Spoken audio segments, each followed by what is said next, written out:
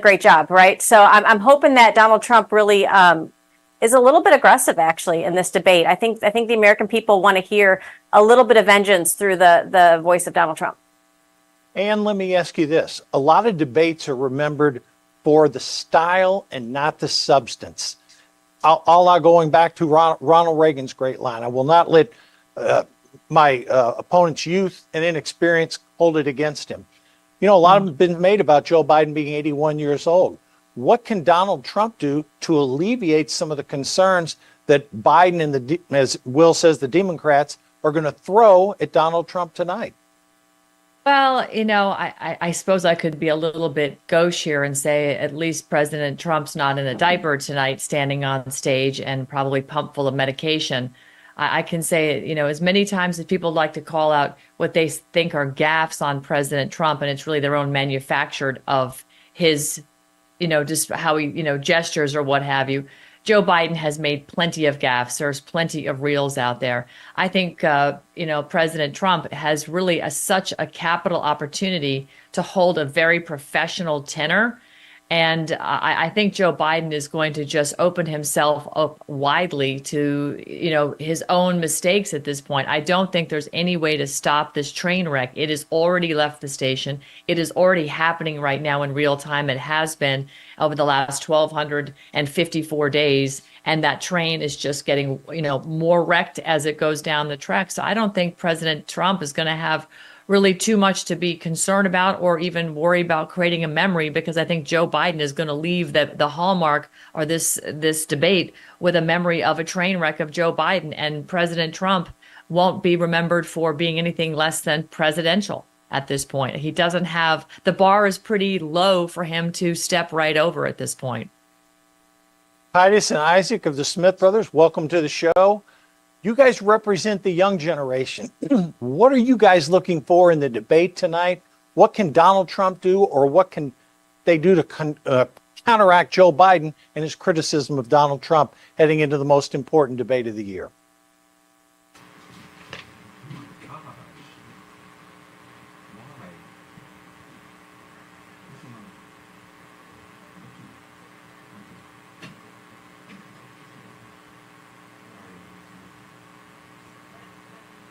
Guns or whatever, or LGBT, or you can go into all that, but the real crux of the problem is that people's lives are actually at a net negative.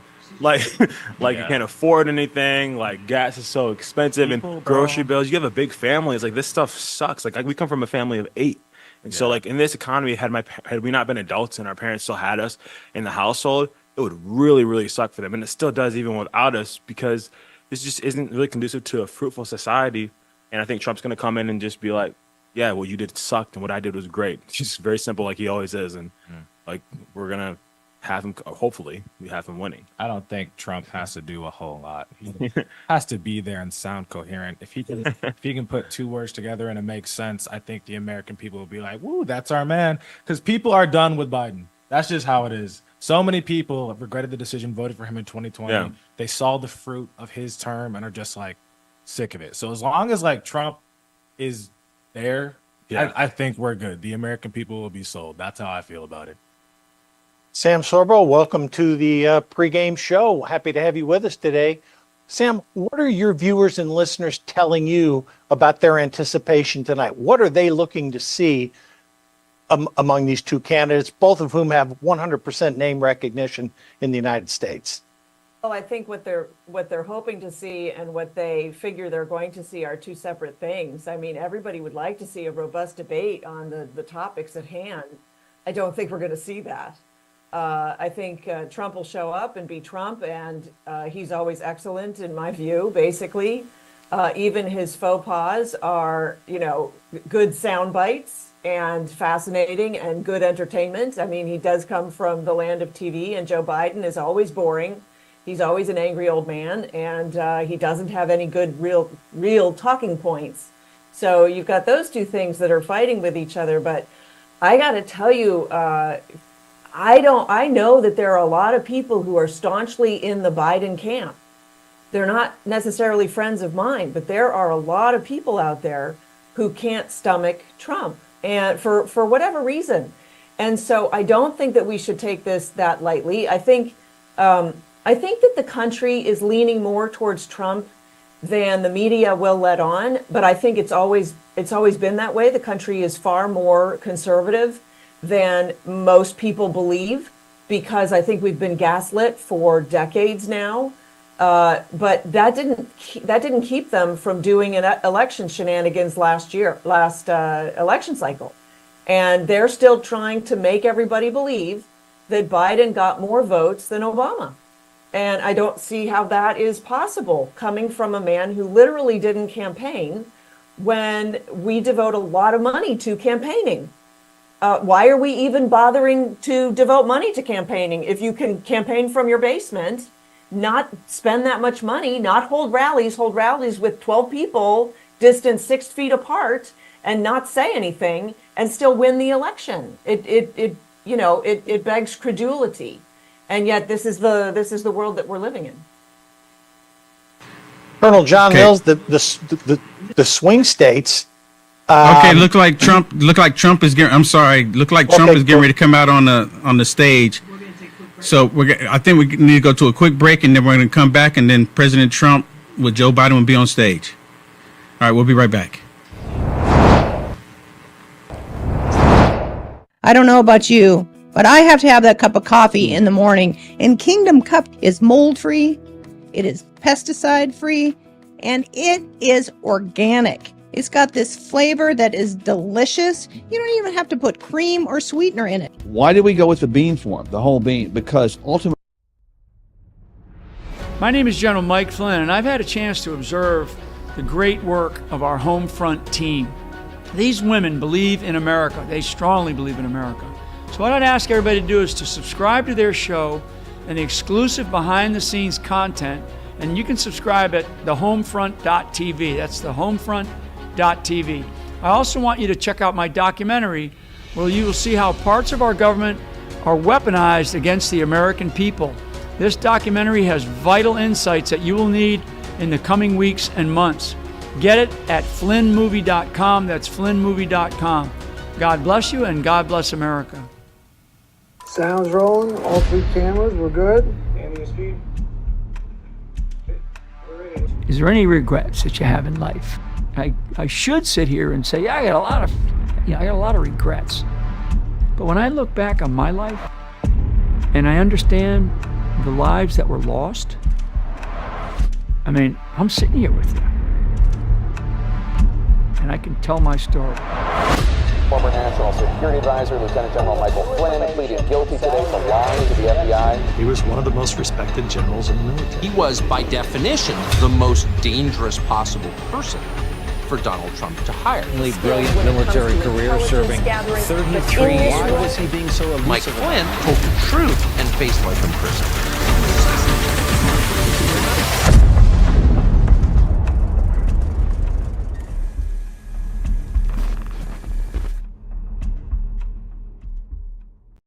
The pandemic was so badly handled. Many people were dying. All he said was, it's not that serious. Just inject a little bleach into your arm. You'll be all right. The economy collapsed. There were no jobs. Unemployment rate rose to 15%. It was terrible. And so what we had to do is try to put things back together again. And that's exactly what we began to do. We created 15,000 new jobs. We brought out the position where we have 800,000 new manufacturing jobs. But there's more to be done. There's more to be done. Working class people are still in trouble. I come from Scranton, Pennsylvania. I come of a household where the kitchen table, if the things weren't able to be met during the month, it was a problem. Price of eggs, the price of gas, the price of housing, the price of a whole range of things. That's why I'm working so hard to make sure I deal with those problems. And we're going to make sure that we reduce the price of housing. We're going to make sure we build 2 million new units. We're going to make sure we cap rents so corporate greed can't take over. The combination, what I was left with in corporate greed, is the reason why we're in this problem right now. In addition to that, we're in a situation where if you take a look at all that was done in his administration, he didn't do much at all. By the time he left, things were in chaos, literally chaos. And so we put things back together. We created, I said, those jobs. We make sure we had a situation where we brought down the price of prescription drugs, which is a major issue for many people, to $15 for insulin shot as opposed to $400. No senior has to pay more than $200 for any drug, all the drugs they can include beginning next year. And the situation is we're going to make that available to everybody, to all Americans. So we're working to bring down the price of around the kitchen table, and that's what we're going to get done. Thank you. President Trump? We have the greatest economy in the history of our country. We have never done so well. Everybody was amazed by it. Other countries were copying us. We got hit with COVID, and when we did, we spent the money necessary so we wouldn't end up in a Great Depression, the likes of which we had in 1929. By the time we finished, so we did a great job. We got a lot of credit for the economy, a lot of credit for the military, and no wars, and so many other things. Everything was rocking good. But the thing we never got the credit for, and we should have, is getting us out of that COVID mess. He created mandates that was a disaster for our country. But other than that, we had given them back a country where the stock market actually was higher than pre-COVID, and nobody thought that was even possible. The only jobs he created are for illegal immigrants and bounce-back jobs, the bounce-back from the COVID. He has not done a good job. He's done a poor job, and inflation's killing our country. It is absolutely killing us. Thank you. President Biden? Well, look, the greatest economy in the world, he's the only one who thinks that, I think. I don't know anybody else who thinks he had the greatest economy in the world. And, you know, the fact of the matter is that we found ourselves in a situation where his economy, he rewarded the wealthy. He had the largest tax cut in American history, $2 trillion. He raised a deficit larger than any president has in any one term. He's the only president other than Herbert Hoover who's lost more jobs than he had when he began, since Herbert Hoover. The idea that he did something that was significant. And the military, you know, when he was president, they were still killing people in Afghanistan. He didn't do anything about that. When he was president, we were still found ourselves in a position where you had a notion that we were this safe country. The truth is, I'm the only president this century that doesn't have this decade, that doesn't have any troops dying anywhere in the world like he did. President Trump, I want to follow up if I can. Am I allowed to respond to him? Well, I'm going to ask you a follow-up. You can do whatever you want with the minute that we give you. I want to follow up. You want to impose a 10% tariff on all goods coming into the U.S. How will you ensure that that doesn't drive prices even higher? It's not going to drive them higher. It's just going to cause countries that have been ripping us off for years, like China and many others, in all fairness to China. It's going to just force them to pay us a lot of money, reduce our deficit tremendously, and give us a lot of power for other things. But he made a statement. The only thing he was right about is I gave you the largest tax cut in history. I also gave you the largest regulation cut in history. That's why we had all the jobs. And the jobs went down, and then they bounced back, and he's taking credit for bounce-back jobs. You can't do that. He also said he inherited 9% inflation. Now, he inherited almost no inflation, and it stayed that way for 14 months. And then it blew up under his leadership because they spent money like a bunch of people that didn't know what they were doing. And they don't know what they were doing. It was the worst, probably the worst administration in history. There's never been. And as far as Afghanistan is concerned, I was getting out of Afghanistan, but we were getting out with dignity, with strength, with power. He got out. It was the most embarrassing day in the history of our country's life. President Trump, over the last 8 years, under both of your administrations, the national debt soared to record highs. And according to a new nonpartisan analysis, President Trump, your administration approved $8.4 trillion in new debt, while so far, President Biden, you've approved $4.3 trillion in new debt. So, former President Trump, many of the tax cuts that you signed into law are set to expire next year. You want to extend them and go even further, you say.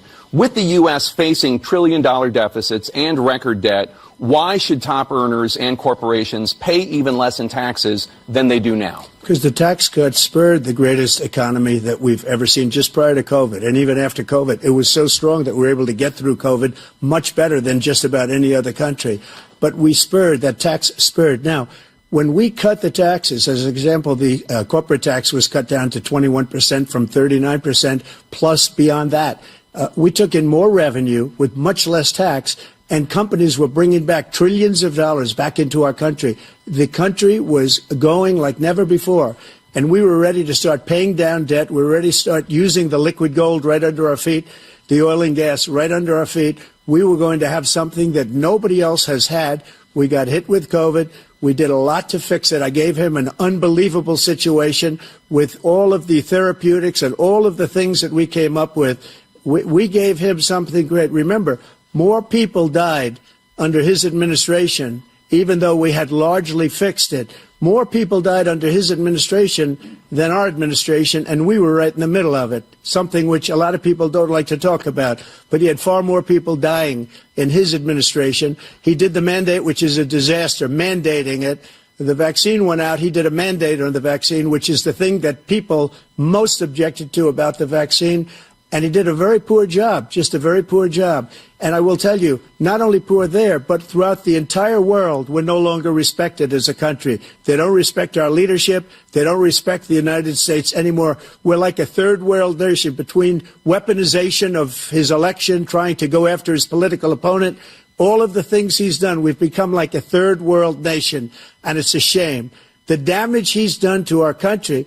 And I'd love to ask him, and will, why he allowed millions of people to come in here from prisons, jails, and mental institutions to come into our country and destroy our country. President Trump, we will get to immigration later in this block. President Biden, I want to give you an opportunity to respond to this question about the national debt. He had the largest national debt of any president in a four-year period, number one. Number two, that $2 trillion tax cut benefited the very wealthy. What I'm going to do is fix the tax system. For example, we have 1,000 trillionaires in America. Billionaires in America. And what's happening? They're in a situation where they, in fact, pay 8.2% in taxes.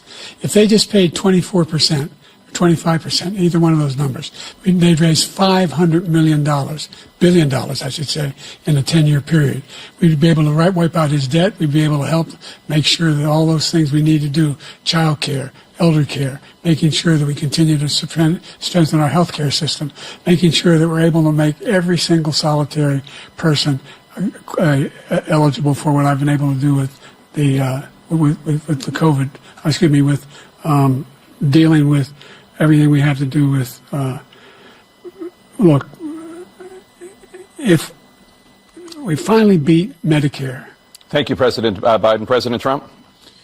Well, he's right. He did beat Medicare. He beat it to death, and he's destroying Medicare because all of these people are coming in. They're putting them on Medicare. They're putting them on Social Security. They're going to destroy Social Security. This man is going to single-handedly destroy Social Security. These millions and millions of people coming in, they're trying to put them on Social Security. He will wipe out Social Security. He will wipe out Medicare. So he was right in the way he finished that sentence. And it's a shame. What's happened to our country in the last 4 years is not to be believed. Foreign countries, I'm friends with a lot of people, they cannot believe what happened to the United States of America. We're no longer respected.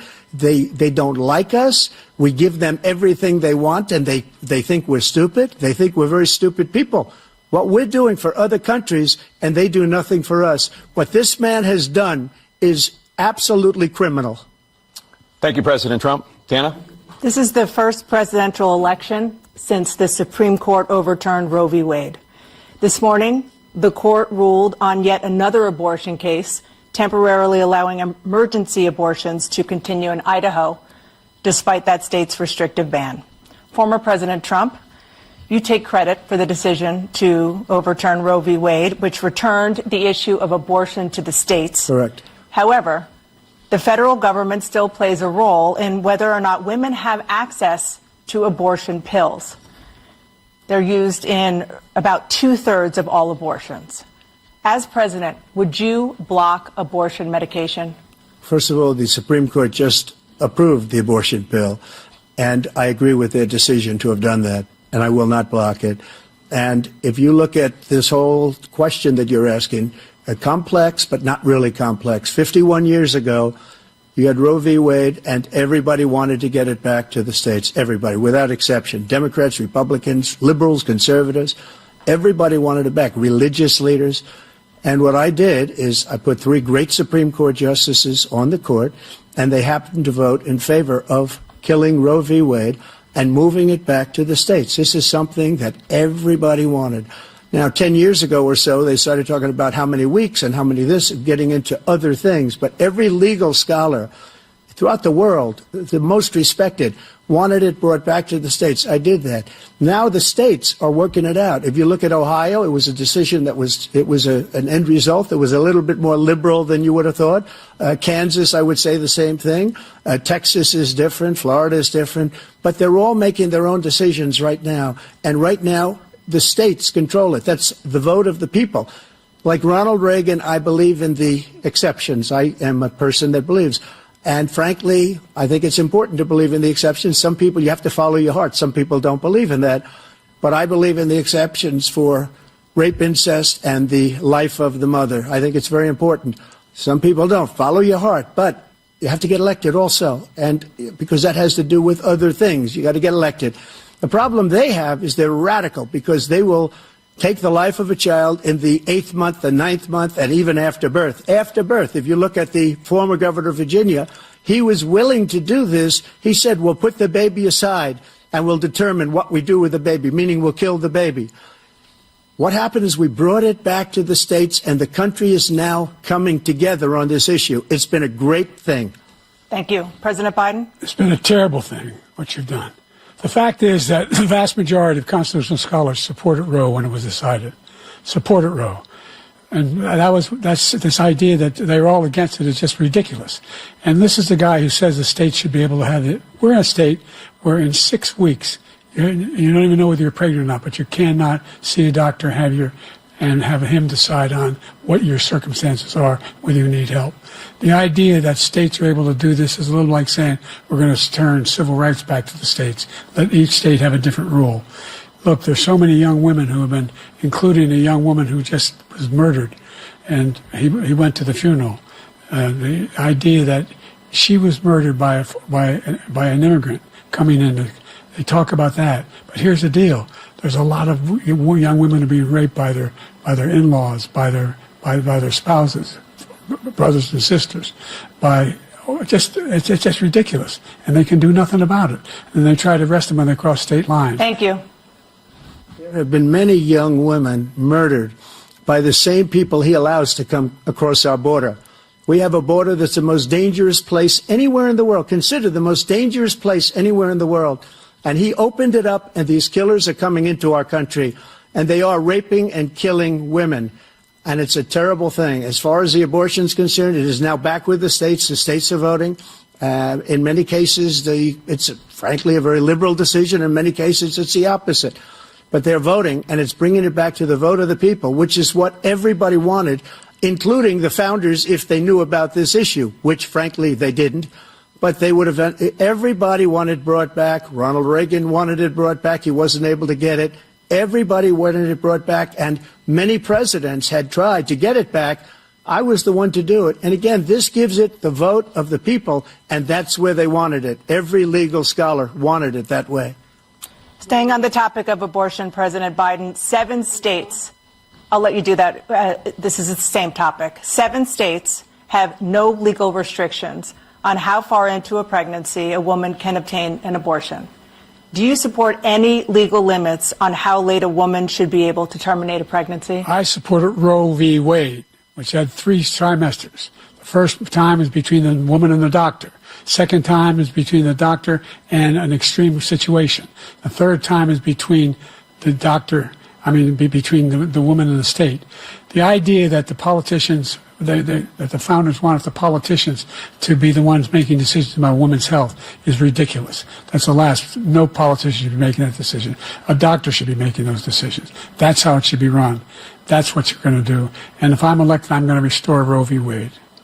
So that means he can take the life of the baby in the 9th month and even after birth, because some states, Democrat run, take it after birth. Again, the former governor of Virginia, put the baby down, then we decide what to do with it. So he's willing to, as we say, rip the baby out of the womb in the 9th month and kill the baby.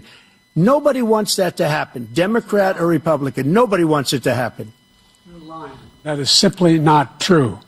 The Roe v. Wade does not provide for that. That's not the circumstance. Only if a woman's life is in danger, she's going to die. That's the only circumstance in which that can happen. But we are not for late-term abortion, period. Period, period.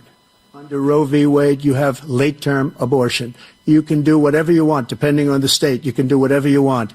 We don't think that's a good thing. We think it's a radical thing. We think the Democrats are the radicals, not the Republicans. For 51 years, that was the law. 51 years, constitutional scholarship said it was the right way to go. 51 years, and it was taken away because this guy put very conservative members on the Supreme Court. He takes credit for taking it away.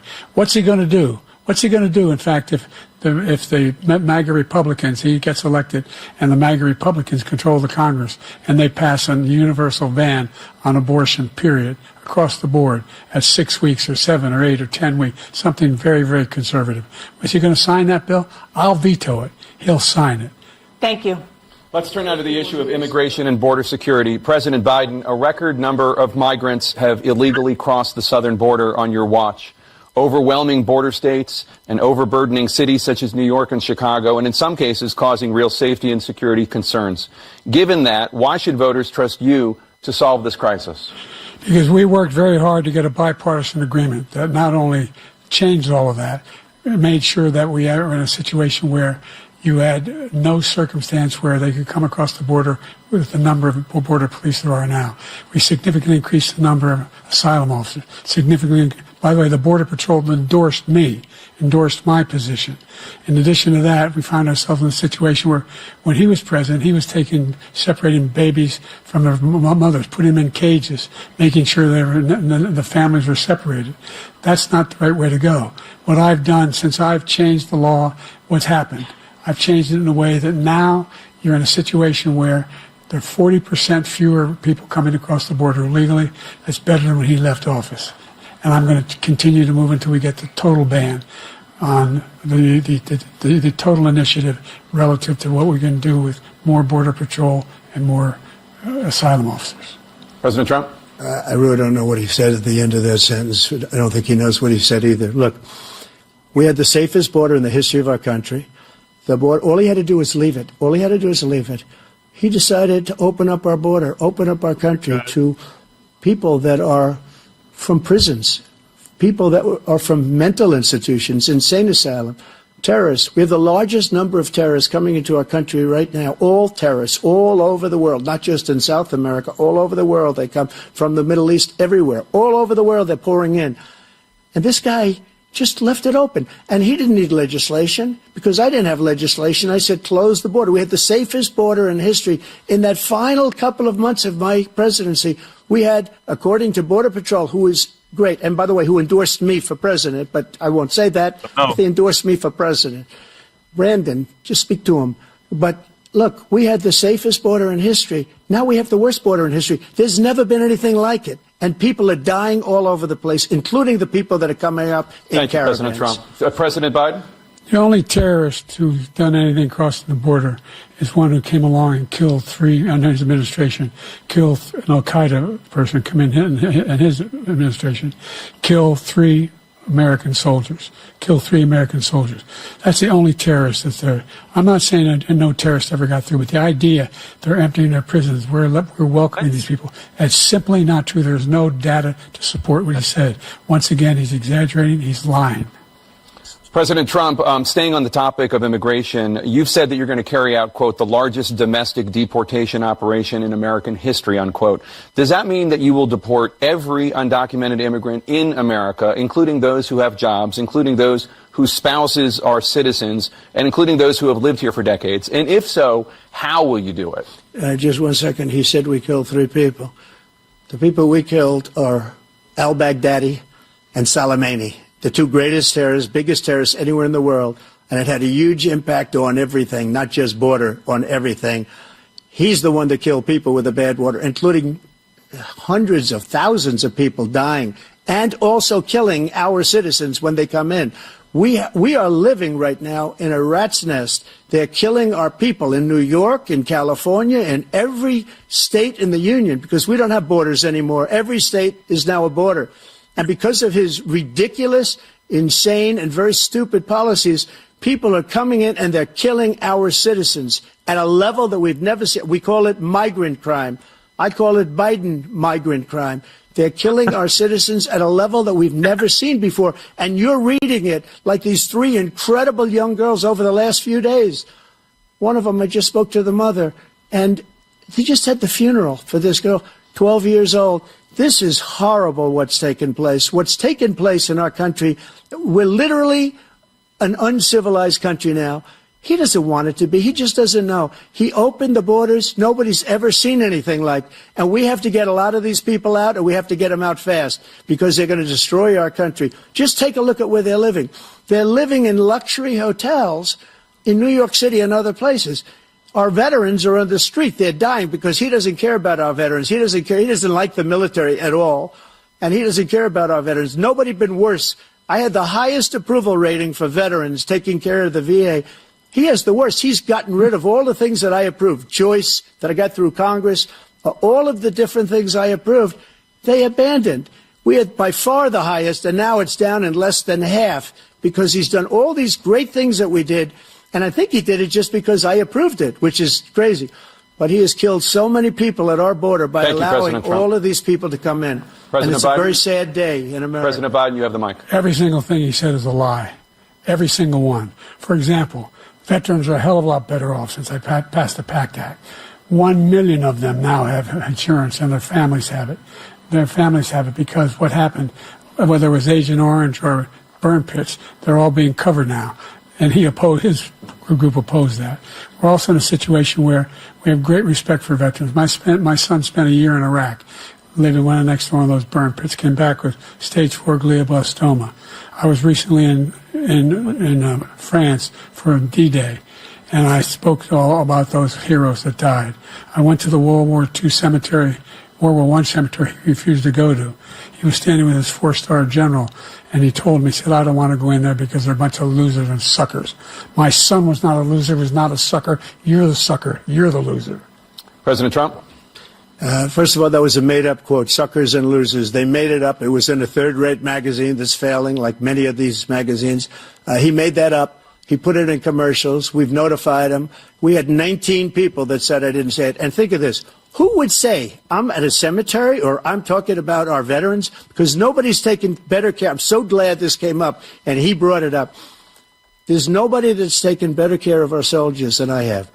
To think that I would, in front of generals and others, say suckers and losers. We have 19 people that said it was never said by me. It was made up by him, just like Russia was made up, just like the 51 intelligence agents are made up, just like the new thing with the 16 economists are talking. It's the same thing. 51 intelligence agents said that the laptop was Russia disinformation. It wasn't. That came from his son, Hunter. It wasn't Russia disinformation. He made up the suckers and losers, so he should apologize to me right now. 4-star general standing to your side who was on your staff who said you said it. Period. That's number one. And number two, the idea that I have to apologize to you for anything along the line. We've done more for veterans than any president has in American history. American history. And they now are their family. The only sacred obligation we have as a country is to care for our veterans when they come home and their families and equip them when they go to war. That's what we're doing. That's what the VA is doing now. They're doing more for veterans than ever before in our history. I know. All right, thank you so much. Let's move to the topic of foreign policy. I want to begin with Russia's war against Ukraine, which is now in its third year. Former President Trump, Russian President Vladimir Putin says he'll only end this war if Russia keeps the Ukrainian territory it has already claimed and Ukraine abandons its bid to join NATO. Are Putin's terms acceptable to you? First of all, our veterans and our soldiers can't stand this guy. They can't stand him. They think he's the worst commander-in-chief, if that's what you call him, that we've ever had. They can't stand him. So let's get that straight. And they like me more than just about any of them. And that's based on every single bit of information. True. As far as Russia and Ukraine, if we had a real president, the president that knew, that was respected by Putin, he would have never invaded Ukraine. A lot of people are dead right now, much more than people know. You know, they talk about numbers. You can double those numbers, maybe triple those numbers. He did nothing to stop it. In fact, I think he encouraged Russia from going in. I'll tell you what happened. He was so bad with Afghanistan. It was such a horrible embarrassment, most embarrassing moment in the history of our country, that when Putin watched that and he saw the incompetence, that he should have fired those generals, like I fired the one that you mentioned, and so he's got no love lost, but he should have fired those generals. No general got fired for the most embarrassing moment in the history of our country, Afghanistan, where we left billions of dollars of equipment behind. We lost 13 beautiful soldiers, and 38 soldiers were obliterated. And by the way, we left people behind, too. We left American citizens behind. When Putin saw that, he said, you know what? I think we're going to go in and maybe take my. This was his dream. I don't know. I talked to him about like he flashed his dream. away like the it went difference black. is he never would have invaded Ukraine. Never. Just like Israel would have never been invaded in a million years by Hamas. You know why? Because Iran was broke with me. I wouldn't let anybody do business with them. They ran out of money. They were broke. They had no money for Hamas. They had no money for anything. No money for terror. That's why you had no terror at all during my administration. This place, the whole world is blowing up under him. Great. President Biden? I've never heard so much malarkey in my whole life. Look, the fact of the matter is that we're in a situation where, let's take the last point first.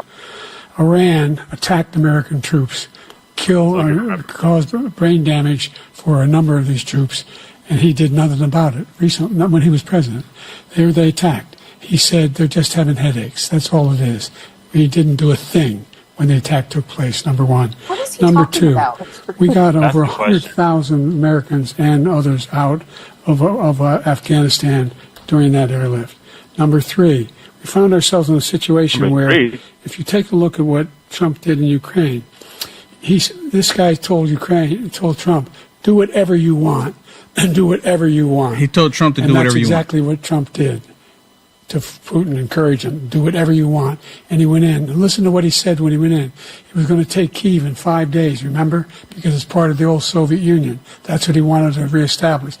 Kyiv. And he, in fact, didn't do it at all. He wasn't able to get it done. And they've lost thousands and thousands of troops, 500,000 troops.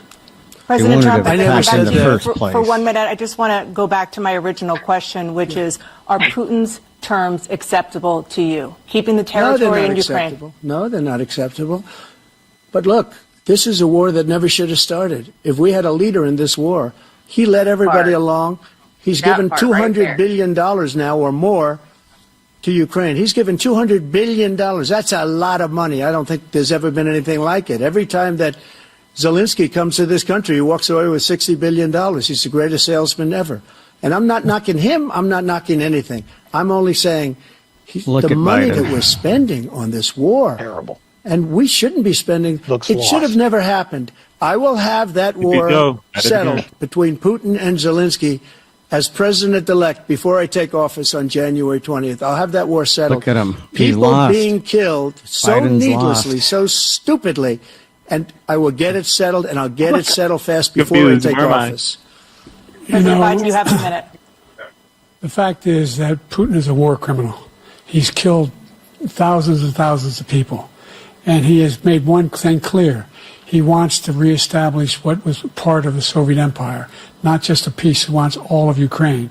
That's what he wants. And then you think he'll stop there? Do you think he'll stop when if he takes Ukraine? What do you think happens to Poland? What do you think of Belarus? What do you think happens to those NATO countries? Nobody's worried about all that. We're worried about our southern border. We could care less. Because if in fact he does what he says and walks away, by the way, all that money we give Ukraine are from weapons we make here in the United States. We give them the weapons, not the money at this point. That's called money laundering. And NATO allies have produced as much funding for Ukraine as we have. That's why we're strong. Thank you. Moving on to the Middle East. In October, Hamas attacked Israel, killing more than 1,000 people and taking hundreds of hostages. Among those held and thought to still be alive are 5 Americans.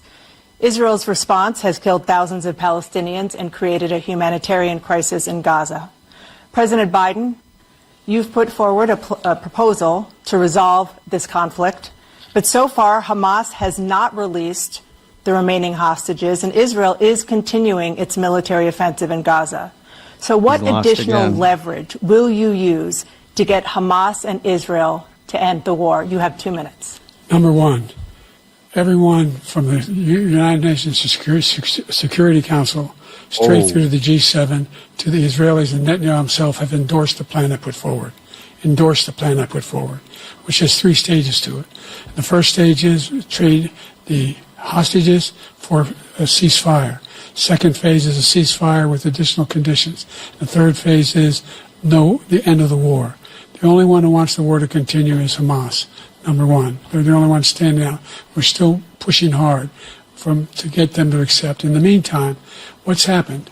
In Israel, we're finding that the only thing I've denied Israel was 2,000-pound bombs. They don't work very well in populated areas. They kill a lot of innocent people.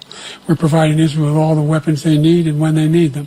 And by the way, I'm the guy that organized the world against Iran when they had a full-blown intercontinental ballistic missile attack on Israel. No one was hurt. No one Israeli was accidentally killed, and it stopped. We saved Israel. We are the biggest producer of support for Israel of anyone in the world. And so they're two different things. Hamas cannot Those plans for missile defense we go continue back to send 20 our years. experts and our intelligence people as to how they can get Hamas like we did bin Laden. You don't have to do it. And by the way, they've been greatly weakened, Hamas, greatly weakened, and they should be. They should be eliminated. But you've got to be careful for using certain weapons among population centers. Just going back to Ukraine for 1 second. We have an ocean separating us. The European nations together have spent $100 billion or maybe more than that, less than us. Why doesn't he call them and say, you got to put up your money like I did with NATO? I got them to put up hundreds of billions of dollars. The Secretary General of NATO said Trump did the most incredible job I've ever seen. They wouldn't have any, they were going out of business. We were spending almost 100% of the money was paid by us. There he is. He's He lost didn't do again. that. He's getting you got to ask these people to put up the money. We're over $100 billion more spent, and it has a bigger impact on them because of location, because we have an ocean in between. You got to ask them. As far as Israel and Hamas, Israel's the one that wants to go. He said the only one that wants to keep going is Hamas. Actually, Israel is the one, and you should let him go and let him finish the job. He doesn't want to do it. He's become like a Palestinian, but they don't like him because he's a very bad Palestinian. He's a weak one. President Biden, you have a minute. I've never heard so much foolishness. This is a guy who wants to get out of NATO. Are you going to stay in NATO? He's going to pull out of NATO. The idea that our strength lies in our alliances as well. You should. It may be a big ocean, but we're ever able to avoid a war in Europe, a major war in Europe? What happens if, in fact, you have Putin continue to go into NATO? We have an Article 5 agreement. Attack on one is attack on all. You want to start the nuclear war he keeps talking about, go ahead. Let Putin go in and control Ukraine and then move on to Poland and other places. See what happens then. He's lying. He has no idea what the hell he's talking lying. about. And by the way, I got 50 other nations around the world to support Ukraine, including Japan and South Korea, because they understand that this kind of dislocation has a serious threat to the whole world peace. No major war in Europe has ever been able to be contained just to Europe. President Trump, just to follow up, would you support the creation of an independent Palestinian state in order to achieve peace in the region? I'd have to see, but before we do that, the problem we have is that we spend all the money.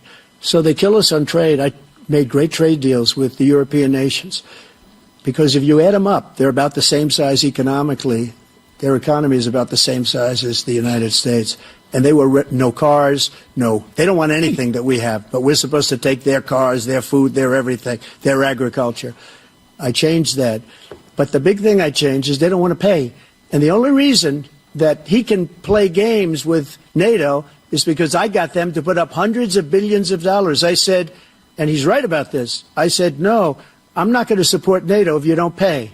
They asked me that question. Would you guard us against Russia at a very secret meeting of the 28 states at that time, nations at that time? And they said, no, if you don't pay, I won't do that. And you know what happened? Billions and billions of dollars came flowing in the next day and the next months. But now we're in the same position. We're paying everybody's bills. Let's turn to the issue of democracy. Former President Trump, I want to ask you about January 6, 2021. After you rallied your supporters that day, some of them stormed the Capitol to stop the constitutionally mandated counting of electoral votes. As president, you swore an oath to, quote, preserve, protect, and defend, unquote, the Constitution. What do you say to voters who believe that you violated that oath through your actions and inaction on January 6th and worry that you'll do it again? Well, I don't think too many believe that. And let me tell you about January 6th. On January 6th, We had a great border. Nobody coming through, very few. On January 6th, we were energy independent. On January 6th, we had the lowest taxes ever. We had the lowest regulations ever. On January 6th, we were respected all over the world. All over the world, we were respected. And then he comes in, and we're now laughed at. We're like a bunch of stupid people. What happened to the United States' reputation under this man's leadership is horrible, including weaponization, which I'm sure at some point you'll be talking about, where he goes after his political opponent because he can't beat him fair and square. You have 80 seconds left. My question was, what do you say to those voters who believe that you violated your constitutional oath through your actions and inaction on January 6, 2021, and worry that you'll do it again? Well, I didn't say that to anybody. I said peacefully and patriotically. And Nancy Pelosi, if you just watched the news from 2 days ago, on tape to her daughter, who's a documentary filmmaker, they say, but she's saying, oh, no, it's my responsibility. I was responsible for this. Because I offered her 10,000 soldiers or National Guard, and she turned them down. And the mayor in writing, by the way, the mayor, in writing, turned it down, the mayor of D.C.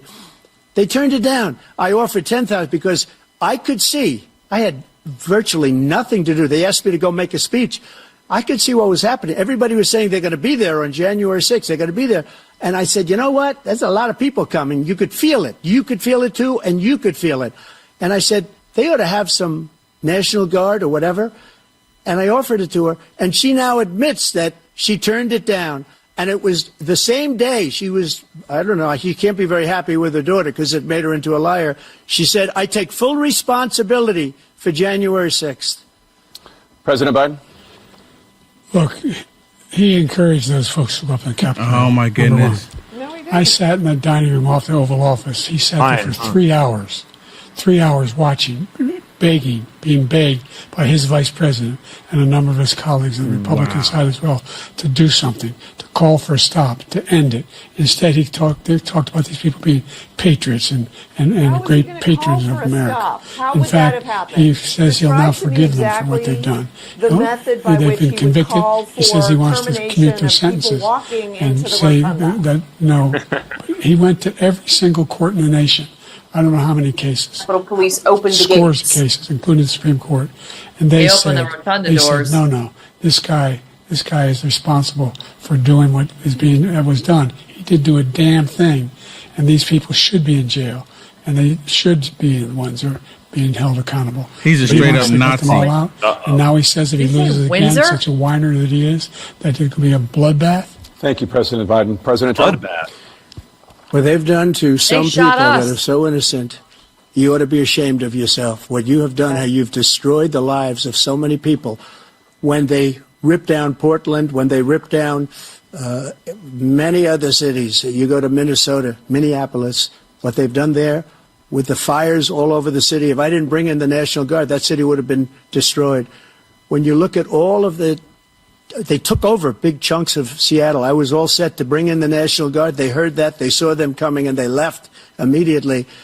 What he said about this whole subject is so off. Peacefully patriotic. One other thing. The Unselect Committee, which is basically two horrible Republicans that are all gone now out of office, and Democrats, all Democrats, they destroyed and deleted all of the information they found because they found out we were right. We were right. And they deleted and destroyed all of the information. They should go to jail for that. 1.5 terabytes. They'd go to Thank jail. you, President Trump. President Biden, I want to give you a minute. The only person on this stage is a convicted felon is the man I'm looking at right now. And the fact of the matter is, what he's telling you is simply not true. The fact is that there was no effort on his part to stop what was going on. The father of a convicted felon. And all those people, every one of those he showers with his daughter, his teenage daughter. The idea that they didn't kill somebody, just went in and broke down doors, Bring up the diary, broke the windows, occupied offices, turned over desks, turned them over statues. The idea that those people are patriots? Come on. When I asked him the first two debates we had, the debates we had first time around, I said, will you denounce the Proud Boys? He said, no, I'll tell them to stand by. No, he's talking the about idea the he's Black Lives refusing Matter to, will you denounce these guys?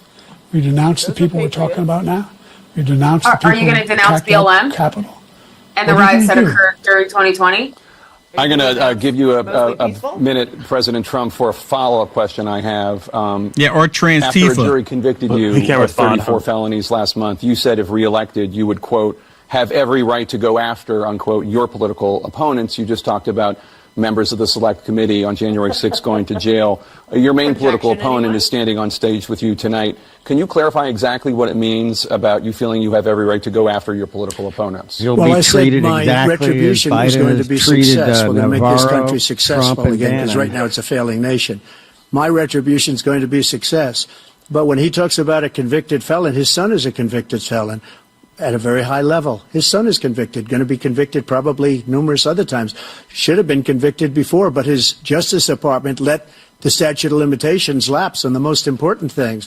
But he could be a convicted felon as soon as he gets out of office. Joe could be a convicted felon with all of the things that he's done. He's done horrible things. All of the death caused at the border, telling the Ukrainian people that we're going to want $1 billion or you change the prosecutor.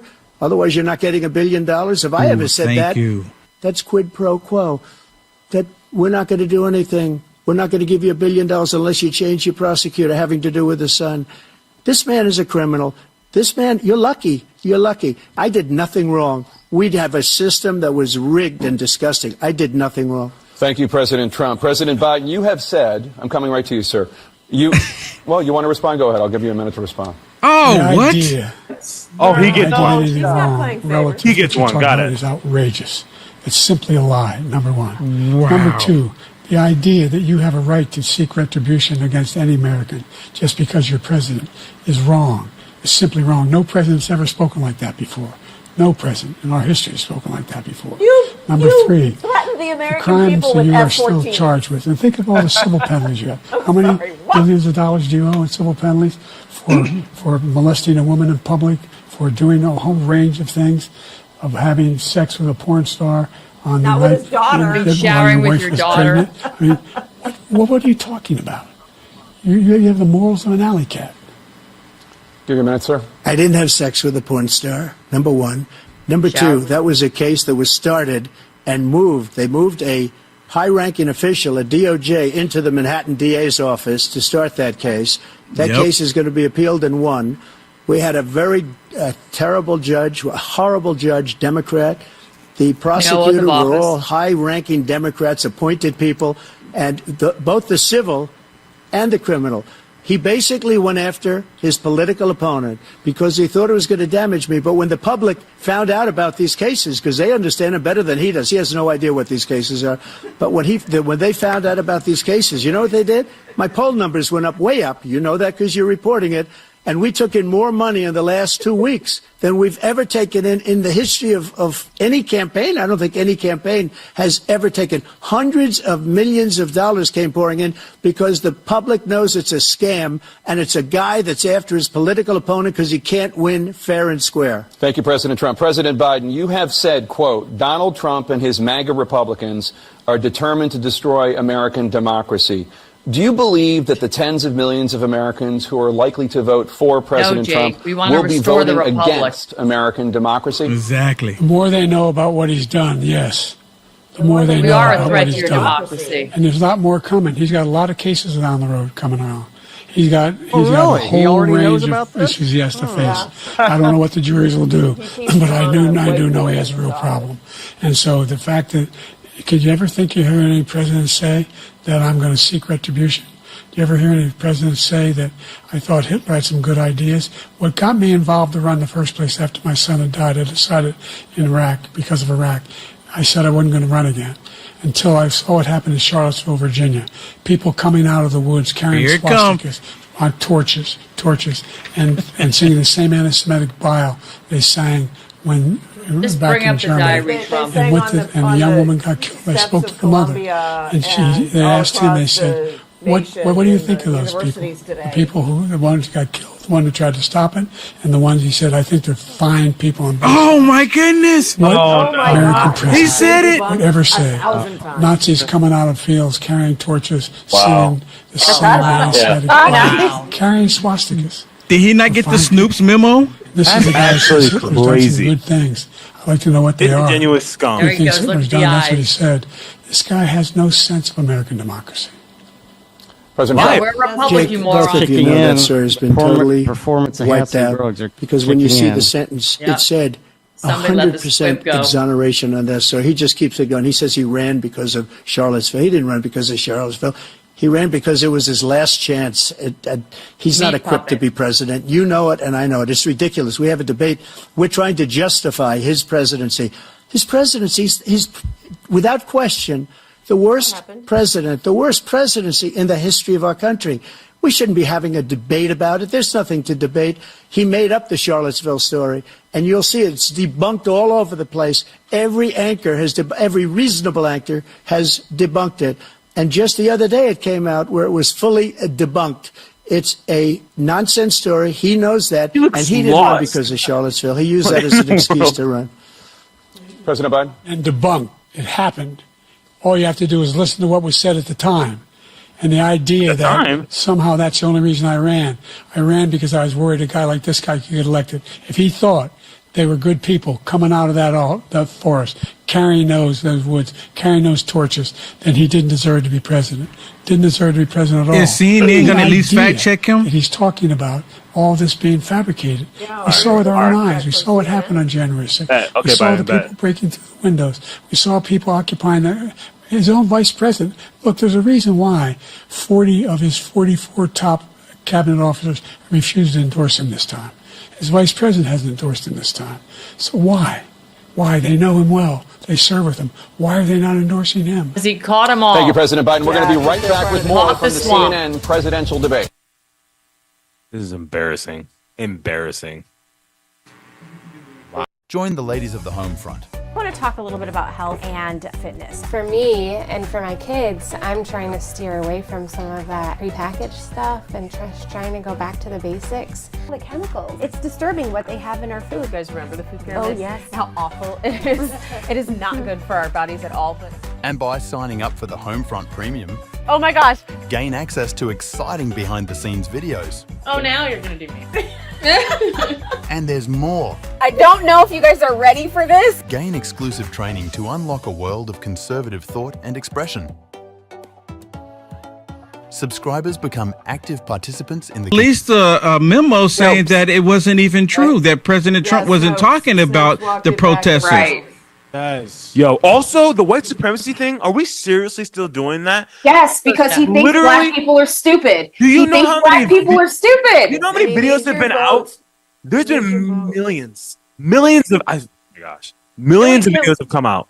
Can we just say what Trump needs to say? He took showers with his teenage daughter, okay? Thank you. she Thank admitted you. it. Can we just say that? This is who is pooping in his diaper on international television, and he's taking showers with his daughter. This is what's running our country, and he knows there's more cases coming because they have these people that don't have oaths of office on file. We don't even have a legitimate government right now. This is what we're dealing with. Total illegitimacy. Complete illegitimacy. I'm sorry. 100% correct, Ann. You are correct. Oh no, we all agree with you.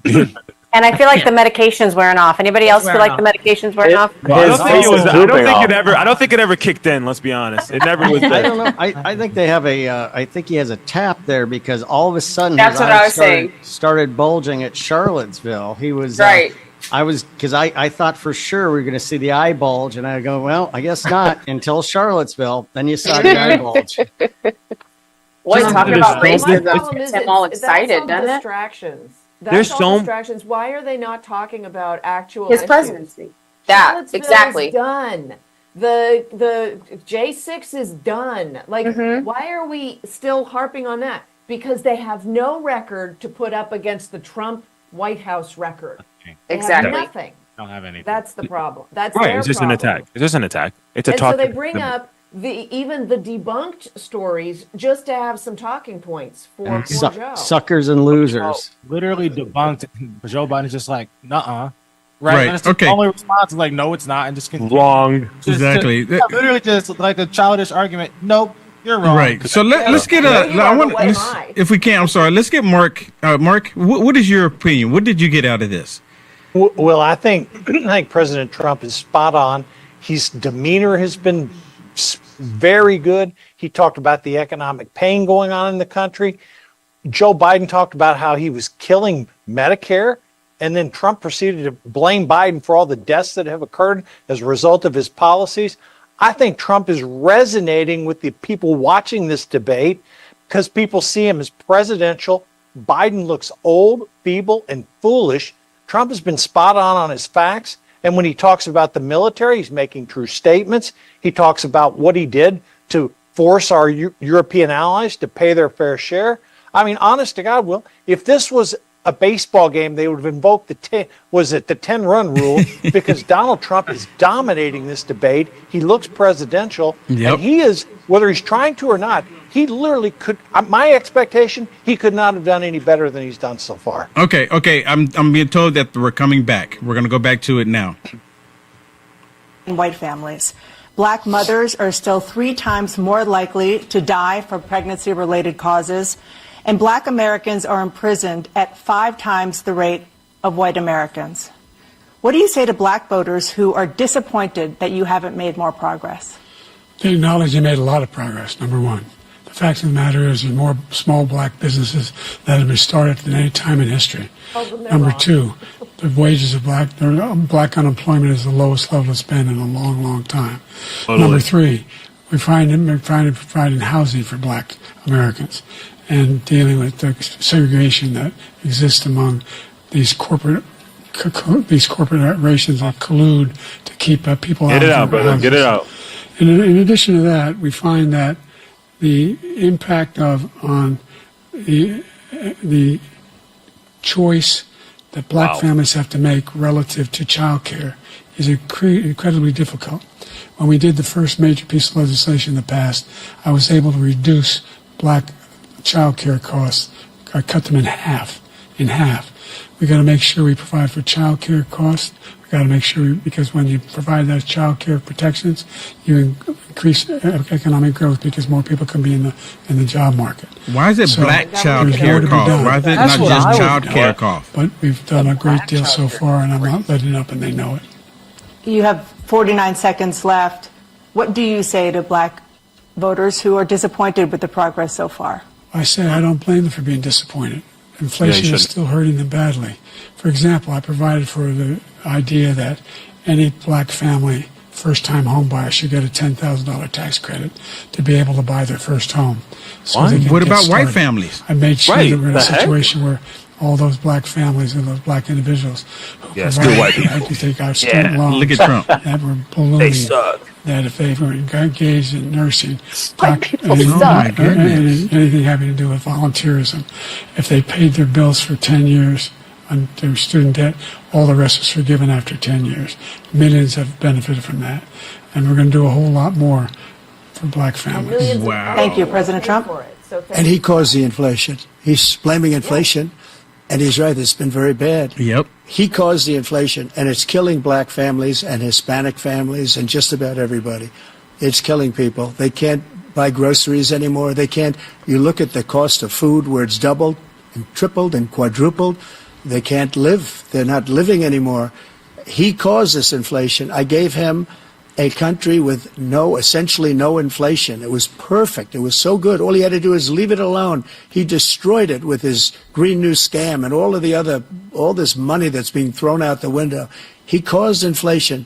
As sure as you're sitting there, the fact is that his big kill on the Black people is the millions of people that he's allowed to come in through the border. They're taking Black jobs now. Thank you. And it could be 18, it could be 19, and even 20 million people. They're taking Black jobs, and they're taking Hispanic jobs, and you haven't seen it yet, but you're going to see something that's going to be the worst in our history. Thank you. President Biden? There was no inflation when I became president. You know why? The economy was flat on its back. 15% unemployment. He decimated the economy. Absolutely decimated the economy. No, you and your buddies that launched COVID did. At the time. There were no jobs. We provided thousands of millions of jobs for individuals who are in all communities, including minority communities. We made sure that they have health insurance. We have covered, the ACA has increased. I made sure that they're $8,000 per person in the family to get written off for health care. But this guy wants to eliminate that. They tried 50 times. He wants to get rid of the ACA again. and they're going to try again if they win. You find ourselves in a position where the idea that we're not doing any, we put more police on the street than any administration has. What? He wants to cut the cops. We're providing Yeah, for illegal. equity and making sure people have a shot to make it.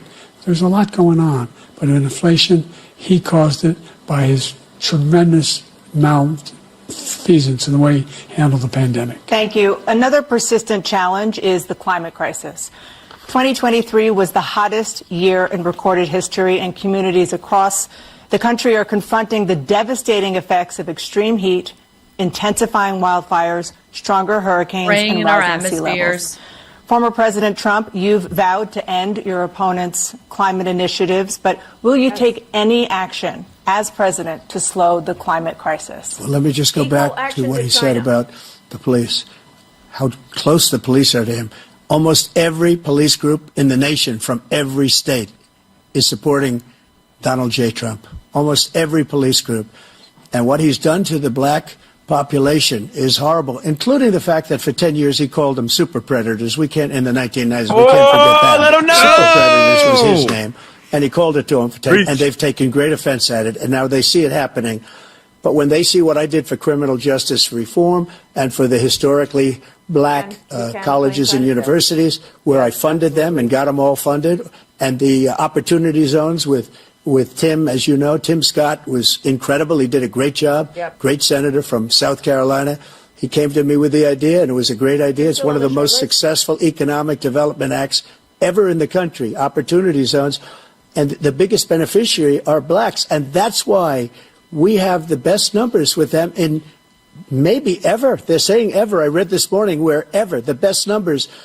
He's lost much of the black population because he's done a horrible job for black people. He's also done a horrible job for Hispanics. But wait till you see these millions of people pouring into our country, and they're going to take the jobs, and it's already started, and you haven't seen anything yet. It's a disaster. You've 38 seconds left. President Trump, will you take any action as president to slow the climate crisis? So I want absolutely immaculate clean water, and I want absolutely clean air, and we had it.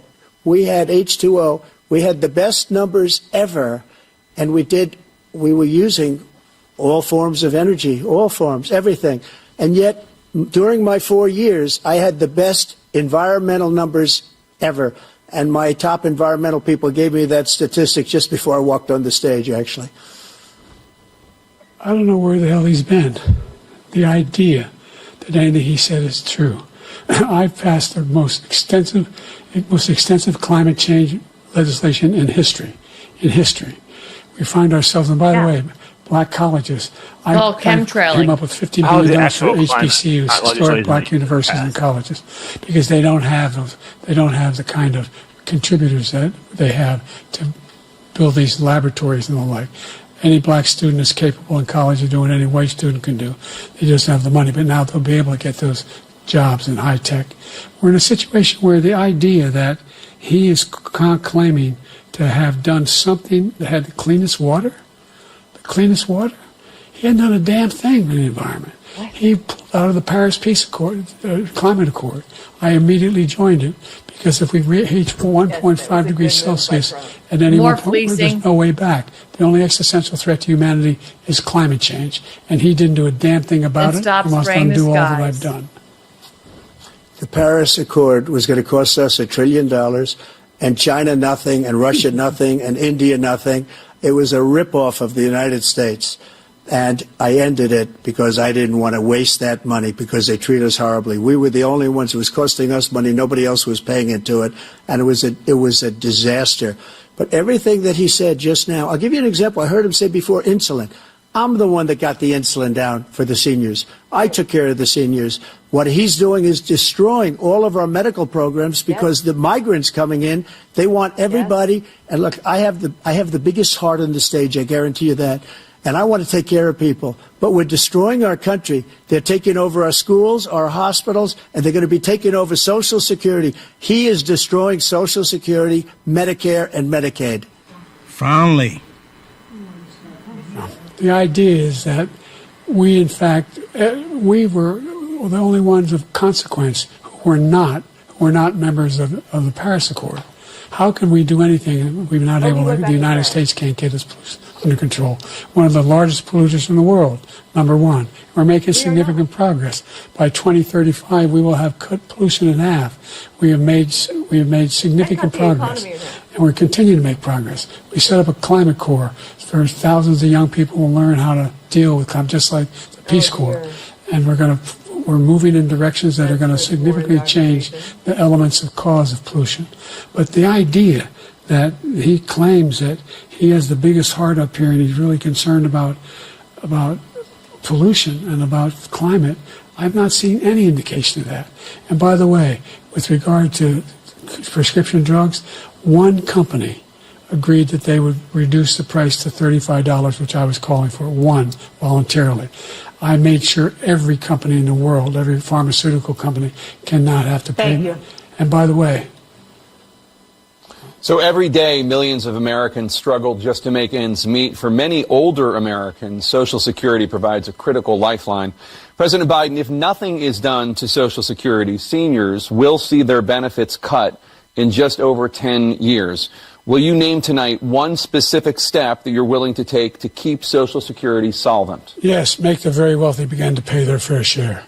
Right now, everybody making under $170,000 pays 6% of their income, of their paycheck, every single time they get a paycheck from the time of the first one they get when they're 18 years old. The idea that they're going to, I'm proposing that everybody, the millionaires pay 1%, 1%.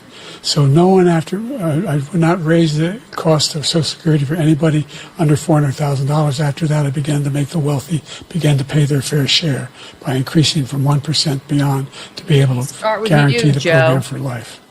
So you still have 82 seconds left. Are there any other measures that you think that would be able to help keep Social Security solvent, or is that one enough? Well, no, that one enough will keep it solvent, but the biggest thing I'll do if we defeat this man, because he wants to get rid of Social Security. He thinks there's plenty to cut in Social Security. He's wanting to cut Social Security and Medicare, both times. And and if you look at the program put forward by the House Republican caucus that I believe supports, is in fact want to cut it as well. The idea that we don't need to protect our seniors is ridiculous. They're putting you up there, aren't they? The American public has greater health care coverage today than ever before. Did he run for a diaper change during the commercial break? 400,000 people, 40 million people would not have insurance because they have a pre-existing condition. Only thing that allows them to have that insurance is the fact that they, in fact, are part of the ACA. And by the way, the other thing is, we're in a situation where I talk about education for black communities. I've raised the amount of money for Pell Grants by another $8,000. So anybody making under $70,000 a year is going to be able to get $15,000 toward their tuition. He just doesn't know what he's talking about. Thank you, President Biden. President Trump. So I've dealt with politicians all my life. I've been on this side of the equation for the last 8 years. I've never seen anybody lie like this guy.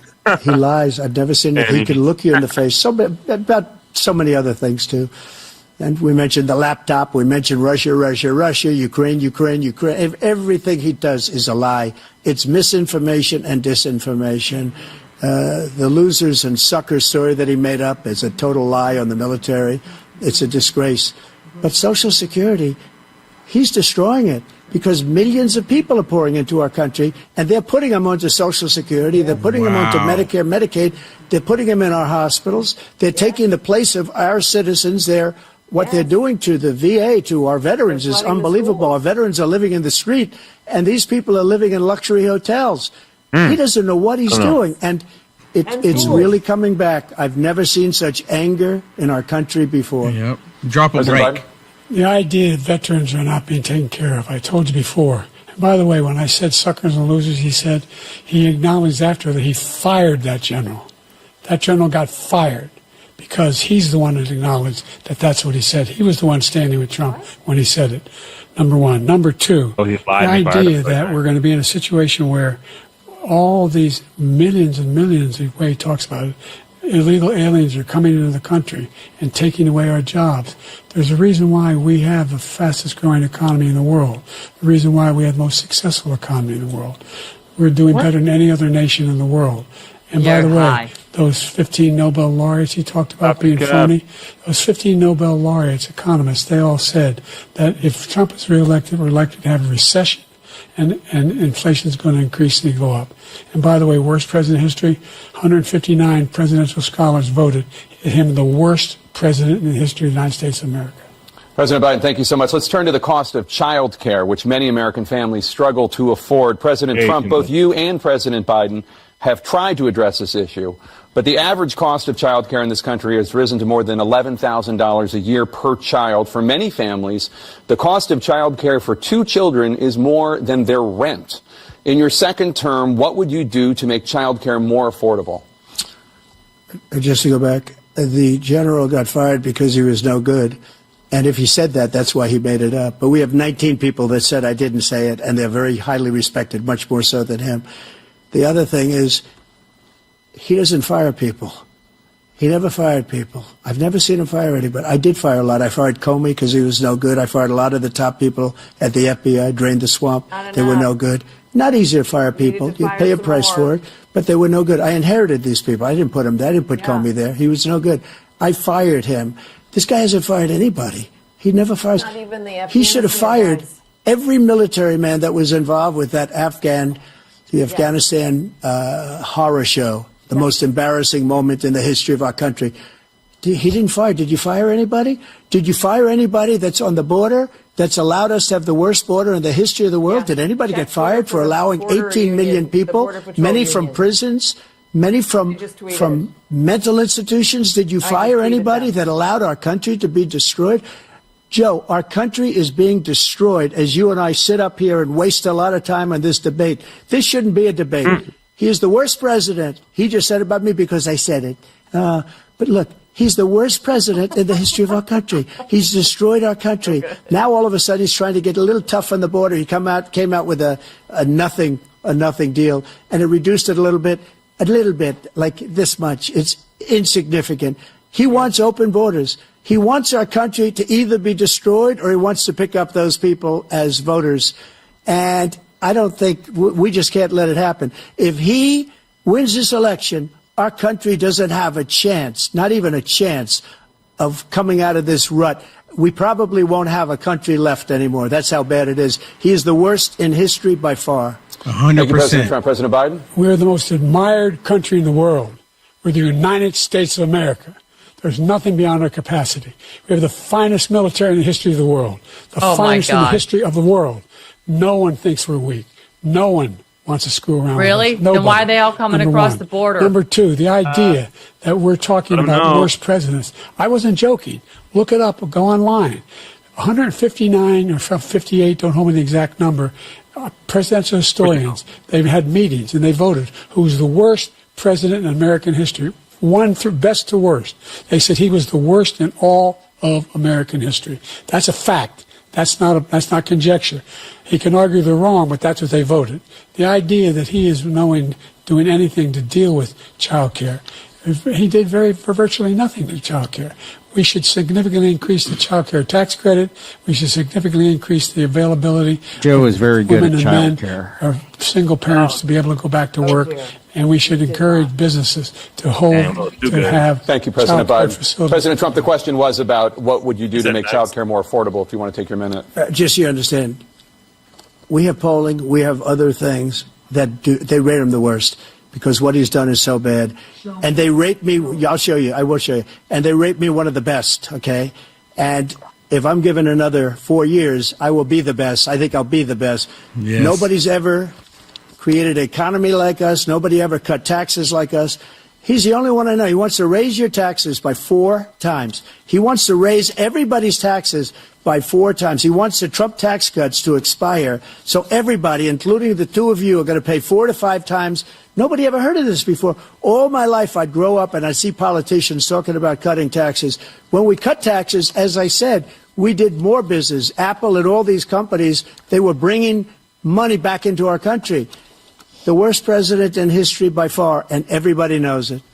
President Biden? Look, the fact of the matter is that he's dead wrong about, he's increased the tariff, he will increase the taxes on middle-class people. I said I'd never raise the taxes on anybody making less than $400,000. I didn't. But this tariff is 10% tariffs. Everything coming in the country, you know what the economists say?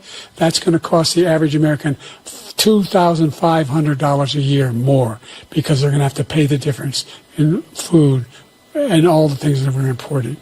Number two, he's in a situation where he talks about how he has not raised, he's somehow helped the middle class. The middle class have been devastated by you. Now you want a new tax cut of $5 trillion over the next 10 years, which is going to fundamentally bankrupt the country. You had the largest deficit of any president in American history, number one. Number two, you have not, in fact, made any contact, any progress with China. We are the lowest trade deficit with China since 2010. Thank you, President Biden. You lost Thank you, President Biden. Let's discuss an epidemic impacting millions of Americans that both of you have made a top priority in your first term, the opioid crisis. And for both of you, the number of overdose deaths in this country has gone up. Under your term, it went up. Under your term, it has gone up. Former President Trump, despite the efforts that both of you have made, more than 100,000 Americans are dying from overdoses every year, primarily from fentanyl and other opioids. What will you do to help Americans right now in the throes of addiction who are struggling to get the treatment they need? To finish up, we now have the largest deficit in the history of our country under this guy. We have the largest deficit with China. He gets paid by China. He's a Manchurian candidate. He gets money from China. So I think he's afraid to deal with them or something. But do you notice he never took out my tariffs because we bring in so much money with the tariffs that I imposed on China. He never took them away. He can't because it's too much money. It's tremendous. And we saved our steel industries, and there was more to come, but he hasn't done that. But he hasn't cut the tariffs because he can't, because it's too much money. But he's got the largest deficit in the history of our country, and he's got the worst situation with China. China's going to own us if you keep allowing them to do what they're doing to us as a country. They are killing us as a country, Joe, and you can't let that happen. You're destroying our country. So, President Trump, you have 67 seconds left. The question was, what are you going to do to help Americans in the throes of addiction right now who are struggling to get the treatment they need? Jake, we were doing very well at addiction until the COVID came along. We had the 2.5, almost 3 years of like nobody's ever had before, any country, in every way. And then we had to get tough. And it was the drugs pouring across the border it started to increase. We got great equipment. We bought the certain dog that's the most incredible thing that you've ever seen, the way they can spot it. We did a lot, and we were getting very low numbers, very, very low numbers. Then he came along. The numbers, have you seen the numbers now? It's not only the 18 million people that I believe is even low because the gotaways, they don't even talk about gotaways. But the numbers of the amount of drugs and human trafficking in women coming across our border, the worst thing I've ever seen, at numbers that nobody's ever seen under him because the border's so bad. But the number of drugs coming across our border now is the largest we've ever had by far. President Trump, thank you. President Biden? Fentanyl and the byproducts of fentanyl went down for a while. And I wanted to make sure we use the machinery that can detect fentanyl, these big machines that roll over everything that comes across the border. And it costs a lot of money. That was part of this deal we put together, this bipartisan deal. More fentanyl machines, more be able to detect drugs, more numbers of agents, more numbers of all the people at the border. And when we had that deal done, he called his Republican colleagues, said, don't do it. It's going to hurt me politically. No, he never argued it's not a good bill. It's a really good bill. We need those machines. We need those machines. And we're coming down very hard in every country in Asia in terms of precursors for fentanyl. And Mexico is working with us to make sure they don't have the technology to be able to put it together. That's what we have to do. We need those machines. Thank you, President Biden. President Trump, and again, the question is about Americans in the throes of addiction right now struggling to get the treatment they need. Well, this does pertain to it. He ended Remain in Mexico. He ended catch and release. I made it catch and release in Mexico, not catch and release here. We had so many things that we had done, hard negotiations with Mexico, and I got it all for nothing. It's just like when you have a hostage. We always pay $6 billion for a hostage. Every time we say it's a hostage. Now we have a hostage, a Wall Street Journal reporter. I think a good guy. And he's over there because Putin is laughing at this guy, probably asking for billions of dollars for the reporter. I will have him out very quickly as soon as I take office. Before I take office, I said by literally as soon as I win the election, I will have that reporter out. He should have had him out a long time ago. But Putin's probably asking for billions and billions of dollars because this guy pays it every time. We had 2 cases where we paid $6 billion for 5 people. I got 58 people out, and I paid essentially nothing. Thank you, President Trump. Dana? Let's turn to concerns that voters have about each of you. President Biden, you would be 86 at the end of your second term. How do you address concerns about your capability to handle the toughest job in the world well into your 80s?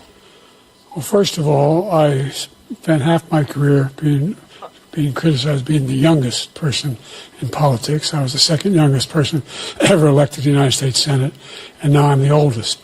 This guy's 3 years younger and a lot less competent. Fair warning. I think that just look at the record, look what I've done. I've turned around the horrible situation he left me. As I said, 15 million new jobs, 800,000 manufacturing jobs, more investment in America, over billions of dollars in private investment in enterprises that we are growing. By the way, we brought an awful lot of people, the whole idea of computer chips. We used to have 40% of the market. We invented those chips, and we lost it because he was sending people to find the cheapest jobs overseas and to bring home a product. So I went to South Korea. I convinced Samsung to invest billions of dollars here in the United States. And guess what? Those fabs, they call them, to build these chips, those fabs pay over $100,000. You don't need a college degree for them. And there's billions, about $40 billion already being invested and being built right now in the United States, creating significant jobs for Americans from all over the world. President Biden, you have 40 seconds left. Would you like to add anything? Yeah, I would. The idea that somehow we are this failing country. I never heard a president talk like this before. We're the envy of the world. Name me a single major country president who wouldn't trade places with the United States of America for all our problems and all our opportunities. We're the most progressive country in the world in getting things done. We're the strongest country in the world. We're a country in the world who keeps our word, and everybody trusts us. All of our allies and those who he coddles up to, from Kim Jong-un, he sends love letters to, and Putin, etc. I don't trust you. They don't want to screw around with us. Thank you. Former President Trump, to follow up, you would be 82 at the end of your second term. What do you say to voters who have concerns about your capabilities to serve? Well, I took 2 tests, cognitive tests. I aced them, both of them, as you know. We made it public. He took none. I'd like to see him take one, just one, a real easy one. Like go through the first 5 questions. He couldn't do it. But I took 2 cognitive tests. I took physical exams every year. And, we knock on wood wherever we may have wood, that I'm in very good health. I just won 2 club championships, not even senior, 2 regular club championships. To do that, you have to be quite smart, and you have to be able to hit the ball a long way. And I do it. He doesn't do it. He can't hit a ball 50 yards. He challenged me to a golf match. He can't hit a ball 50 yards. I think I'm in very good shape. I feel that I'm as in good a shape as I was 25, 30 years ago. Actually, I'm probably a little bit lighter, but I'm in as good a shape as I was years ago. I feel very good. I feel the same. But I was willing to take a cognitive test. And you know what? If I didn't do well, I aced him. Dr. Ronnie Jackson, who's a great guy when he was White House doctor. And then I took another one, a similar one. And one of them said they'd never seen anybody ace him. Thank you. President Biden? You can see he is 6'5" and only 223 pounds, or 235 pounds. What? Well, you said 6'4", 200. Well, anyway, that's it. Anyway, just take a look at what he says he is, and take a look at what he is. Look, I'd be happy to have a driving contest with him. I got my handicap, which when I was vice president, down to a 6. But by the way, that's a lot. My God, he's cracking up. It was a 6 handicap of all. I was an 8 handicap. Yeah. 8 I don't even know what an 8-handed See you cap swing. I is, know for you God's swing. sake. Let's not act like children. President Trump, we're going to turn Let's not act like children. to a specific concern Thank you, Trump. that voters have about you.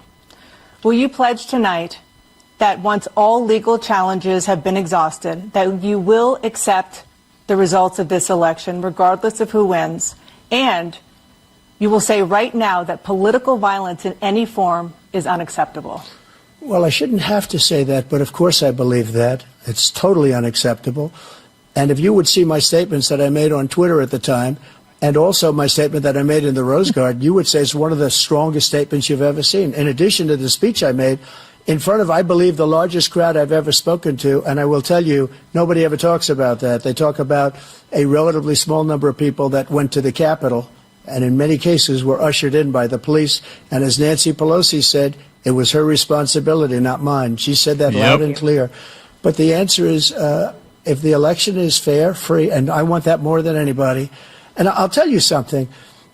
I wish he was a great president, because I wouldn't be here right now. Yes. I'd be at one of my many places enjoying myself. I wouldn't be under indictment because I wouldn't have been his political opponent, because he indicted me because I was his opponent. I wish he was a great president. I would rather have that. I wouldn't be here.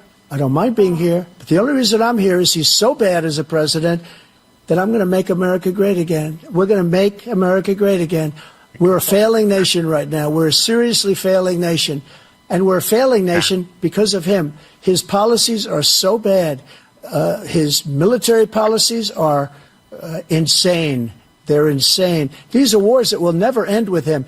He will drive us into World War III, and we're closer to World War III than anybody can imagine. We are very, very close to World War III, and he's driving us there. And Kim Jong-un and President Xi of China, Kim Jong-un of North Korea, all of these, Putin, they don't respect him. They don't fear him.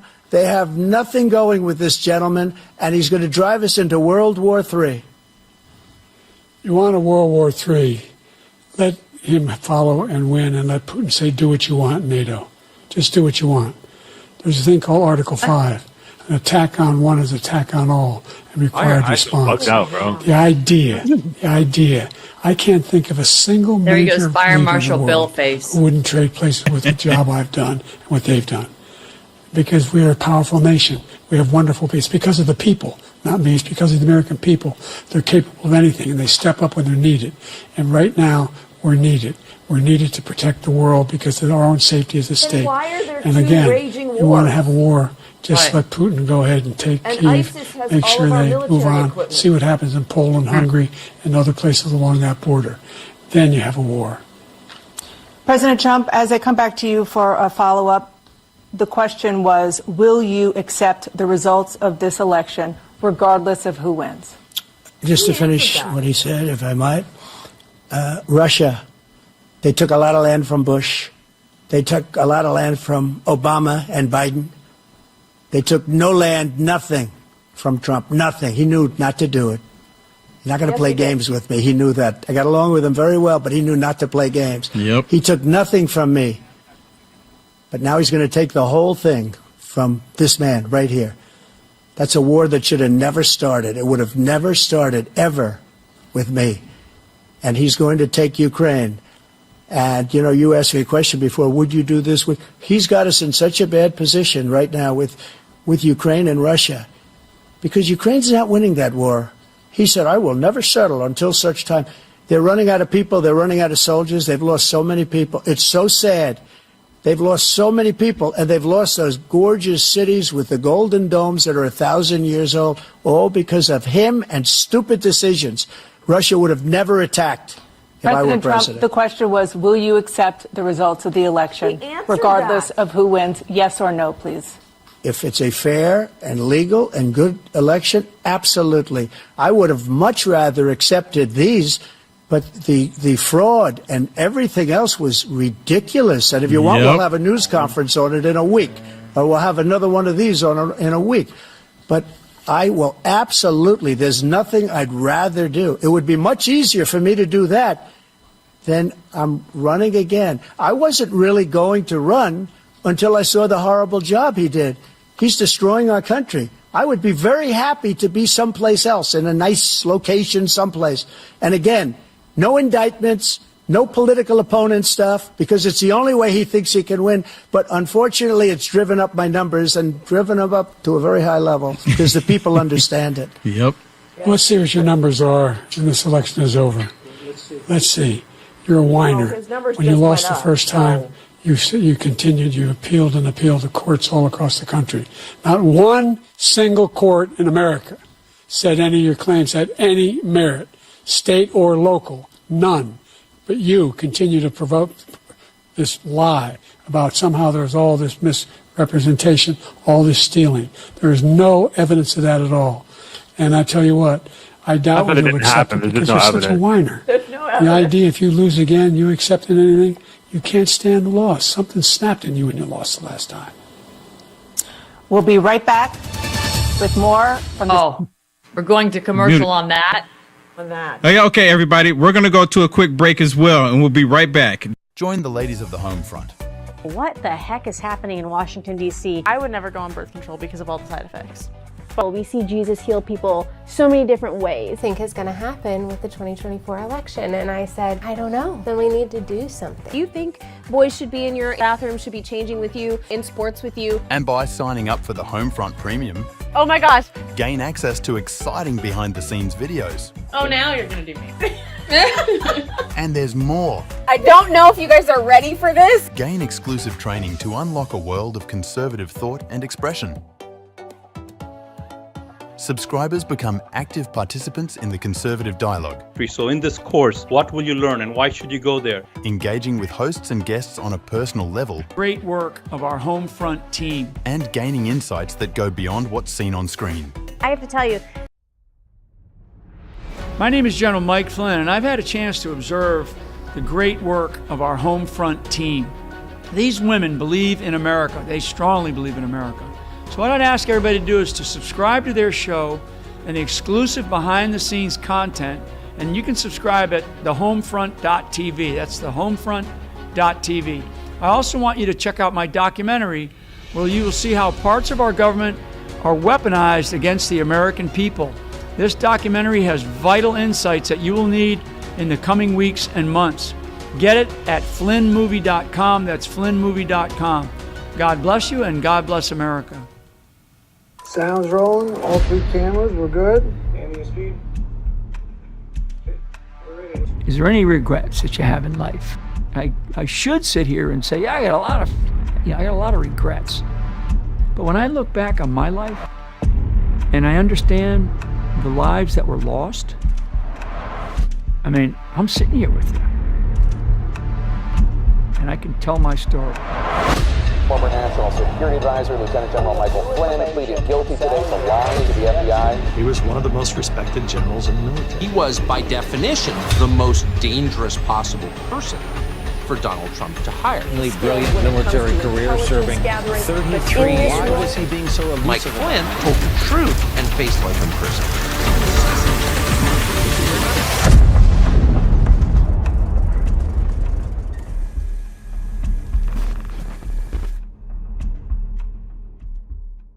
$5.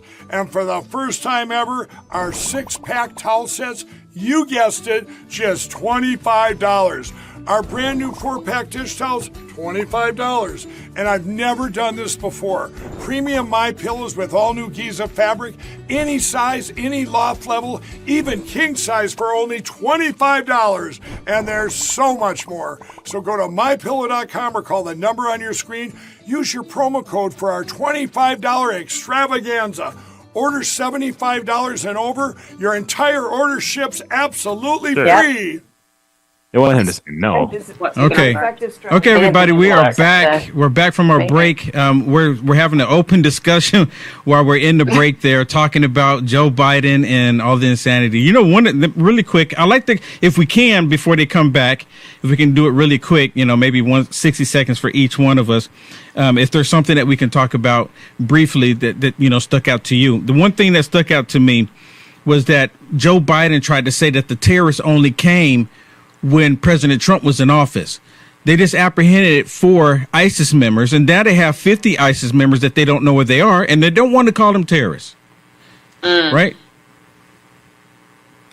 Oh, sorry, they're already back. All right, let's go back to it. Made significant progress from the debacle that was left by President Trump in his last term. We find ourselves in a situation where, number one, we have to make sure that we have a fair tax system. I ask anyone out there in the audience, or anyone out watching this debate, do you think the tax system is fair? The fact is that I said nobody even making under $400,000 had a single penny increase in their taxes, and will not. And if I'm reelected, that'll be the case again. But this guy has increased your taxes because of the deficit, number one. He's increased inflation because of the debacle he left after the way he handled the pandemic. And he finds himself in a position where he now wants to tax you more by putting a 10% tariff on everything that comes into the United States of America. What I did, when, for example, he wants to get rid of the ability of Medicare There it is. Us to be able to negotiate drug prices with the big pharma companies. Well, guess what? We got it down to $35 for insulin instead of $400. No more than $2,000 for every senior, no matter how much prescription they need. You know what that did? That reduced the federal debt by $160 billion over 10 years because the government doesn't have to pay the exorbitant prices. I'm going to make that available to every senior all along, it's happening now, and everybody in America. He wants to get rid of that. I'm going to make sure that we have child care. We're going to significantly increase the credits people have for child care. I'm going to make sure we do something about what we're doing on lead pipes and all the things that are causing health problems for people across the country. We're going to continue to fight to bring down inflation and give people a break. Thank you, President Biden. President Trump, you now have 2 minutes for your closing statement. Like so many politicians, this man is just a complainer. He said, we want to do this, we want to do that, we want to get rid of this tax, that tax. But he doesn't do anything. All he does is make our country unsafe by allowing millions and millions of people to pour in. Our military doesn't respect him. We look like fools in Afghanistan. We didn't stop Israel. It was such a horrible thing that would have never happened. It should have never happened. Iran was broke. Anybody that did business with Iran, including China, they couldn't do business with the United States. They all passed. Iran was broke. They had no money for Hamas or Hezbollah, for terror, no money whatsoever. Again, Ukraine should have never happened. He talks about all this stuff, but he didn't do it. For 3.5 years, we're living in hell. We have the Palestinians and we have everybody else rioting all over the place. You talk about Charlottesville.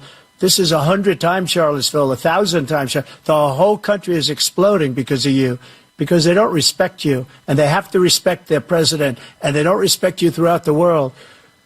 What we did was incredible. We rebuilt the military. We got the largest tax cut in history, the largest regulation cut in history. The reason he's got jobs is because I cut the regulations that gave jobs, but he's putting a lot of those regulations back on. All of the things that we've done, nobody's never seen anything like, even from a medical standpoint, right to try, where we can try space-age materials instead of going to Asia or going to Europe and trying to get, when you're terminally ill, now you can go and you can get something. You sign a document. They've been trying to get it for 42 years. But you know what we did for the military was incredible. Choice for our soldiers, where our soldiers, instead of waiting for 3 months to see a doctor, can go out and get themselves fixed up and readied up and take care of themselves, and they're living. And that's why I had the highest approval rating in the history of the VA. So all of these things, we're in a failing nation, but it's not going to be failing anymore. We're going to make it great again.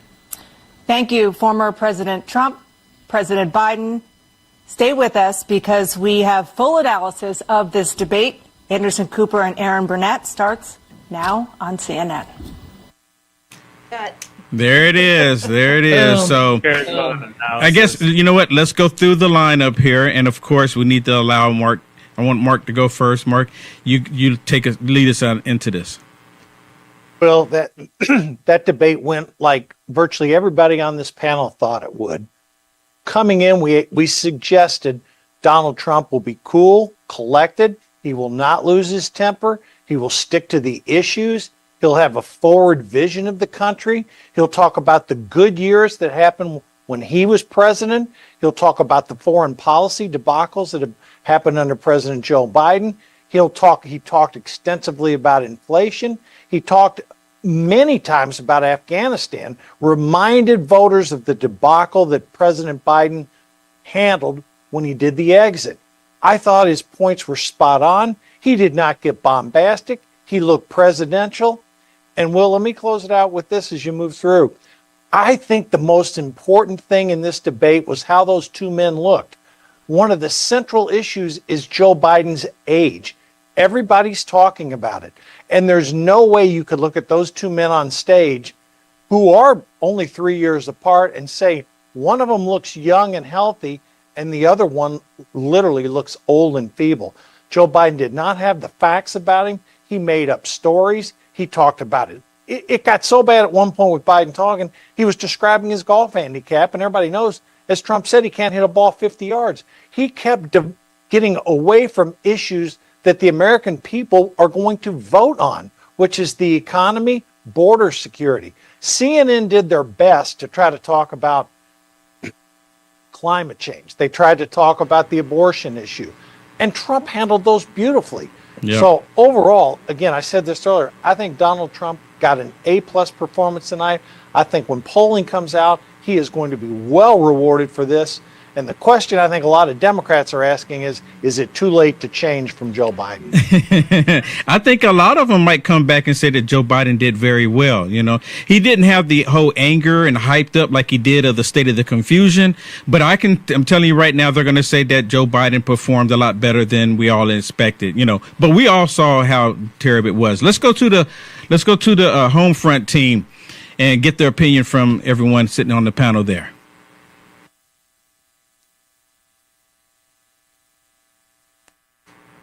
No sound. Biden talked about the border.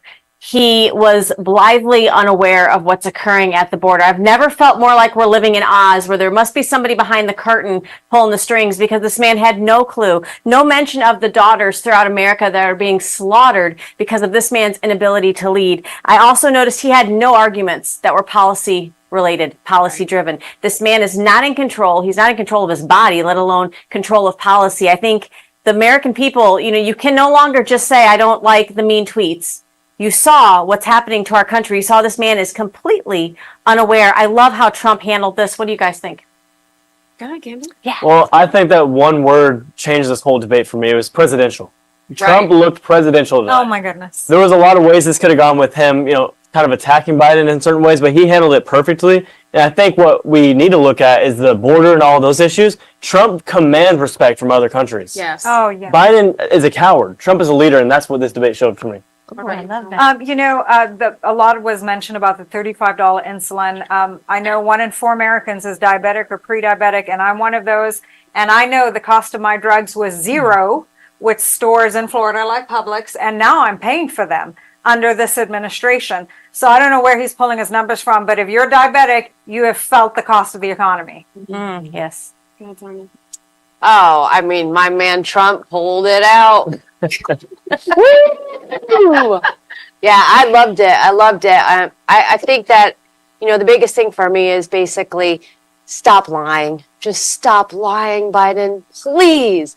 You can hit your opponent any which way you want, but just stop with the lies. We're all just sitting here getting how bored were we listening to the same story over and over.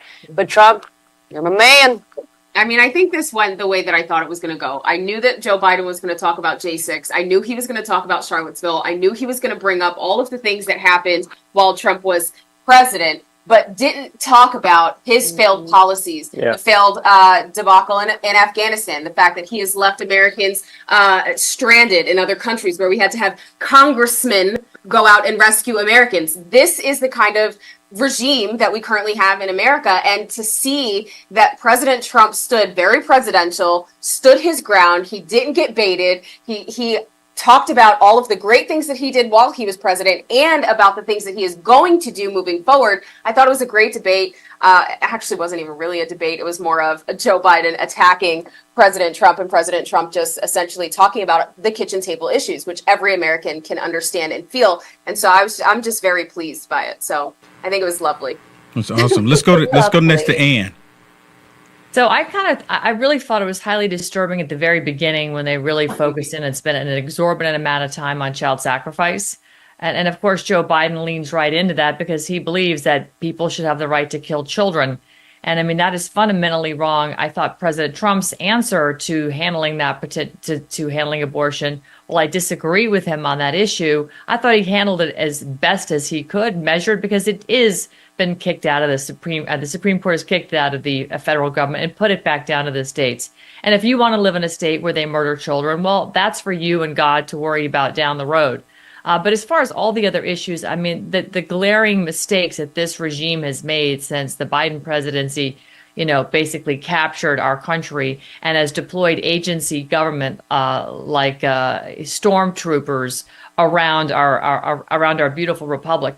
We have got to address the fact that we don't have a country run by a constitution right now. We have got to restore that integrity, which is the fabric of what this second covenant nation is all about. And at this point in time, we need to see more about, people talking about how are we going to restore the de jure and get out of this de facto corporatocracy that has engulfed every single aspect of our government. And Biden has deployed agencies, people who are not elected, and weaponized agencies against the people that are here, the sovereigns, the people that pay taxes. And I think that all of this is coming home to roost, particularly as our banking system rolls right into a collapse. And of course, Biden's economic outlook is bleak at best. And I think President Trump is the only man who knows how to operate a P&L that can come in and right this ship. But he's going to have to right it into a storm that is brewing over in BRICS right now that is going to basically eat our lunch as they devour the Western central banking system. Yeah. One thing I like to bring up, if I can, of course, the black vote, they had to bring it up, and because they're trying to reel in the black vote back into the Democrat Party because they see a lot of black people leaving. Let's go to the Smith brothers. Now, you heard Joe Biden. Are you gonna, go back and forth, vote Democrat now that Joe Biden said he's done so much for black people? If I don't vote for him, I'm not black, so I feel like I have to. But I think the biggest thing from this debate for like the average viewer, because like Joe Biden would say one thing happened, Trump would say the opposite happened. The biggest thing, the average viewers, they're going to be able to tell Joe Biden is like this when he's not answering a question. He's, and then Trump, when he's not answering a question, he's staring at the camera, engaged the whole time. He's there. So when you're listening to the two different people speaking on stuff, whether one person's lying or the other is lying, people don't know. The average viewer doesn't know. Trump clearly was more there. Right. That's going to be the biggest thing. Like 100%. Clearly is more coherent. I took a cognitive test. Take it, Joe Biden. Joe Biden, his response. He won't. His response is smiling. He's looking stupid. That's it. And I think the average person is going to be able to see this and be like, okay, even if I don't know who's lying, this person is clearly more capable of communicating a thought. Communicating. Yeah. It's embarrassing. Exactly what you're saying. But when it comes to the average viewer, someone who isn't like involved in politics like we are, or like you're gonna sit there and be like, well, this guy's like he's not there, right? Like, what, this is real. Yeah. Like this is the real conversation that's being held. This guy literally, like you said, stares off into the distance, forgets he's there, and goes, "What, you lied?" Like that's the whole debate with everything. He didn't know what was going on 90% of the time, and Trump would just continue on point. Like every single time he was asked a question, other than when he like deflected because he wanted to respond more, like with the childcare thing, he wouldn't actually talk about it. But like that's all. Yeah, childcare is really expensive. He wants to cut taxes and wants to do a lot of things to bring money back into Americans' pockets. So he was kind of already answered that question in that sense. Yeah, that sucks. But like nobody's really doing anything to benefit the childcare situation, and Biden just consistently just was attacking him the whole time. Trump generally just wanted to do things to better American citizens and point out that things really suck for us right now. It was really cool to see that he just continuously, time and time again, was like dismissive towards the attacks, except for when they were like super outlandish. And then he was like, okay, this is how we help the American people. Yeah, you're wrong. This is how we help the American people. What you did was really bad. We're going to help the American people. And all Biden was doing the entire time was attack. And it just felt like it didn't really hit like he wanted it to, and you could tell.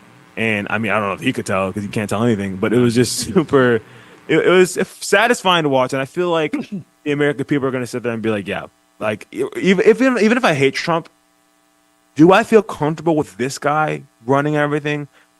Probably not. 4 years can't be that bad. We'll take Trump. Well, let's hear from Sam. Sam Sorbo. Sure. So I think we know who the real lying dog-faced pony soldier in this debate was.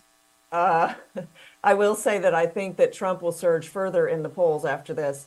I would call it a bloodbath there. I said it, although I mean it in the way that everybody usually means that word and not in the way that some people selectively choose to think that I might mean that word. It was a bloodbath. And I don't think that Biden came out anywhere near on top, as a lot of the commentators said. In fact, my understanding is that CNN commentators have also pointed out that it was dismal. His performance was terrible. And so it leaves me wondering, was it a setup? I know that they approached Donald Trump with the debate rules. They had already laid out the debate rules. There would be no audience. There would be limited times.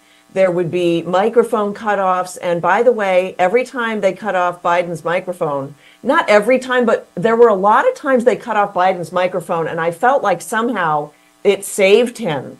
And so I tweeted that, and I got a lot of positive responses for that. A lot of people felt the same way, that when they cut Biden's mic, it was somehow like saving him from just mumbling some more into some incoherent phrase. Favorite moment of the evening was when Trump said, I didn't understand what he just said. I don't think he understood what he just said either. Loved that. And I think that really sort of sums up for me the essence of the debate. Trump was large and in charge the entire evening. He had a firm grasp of reality.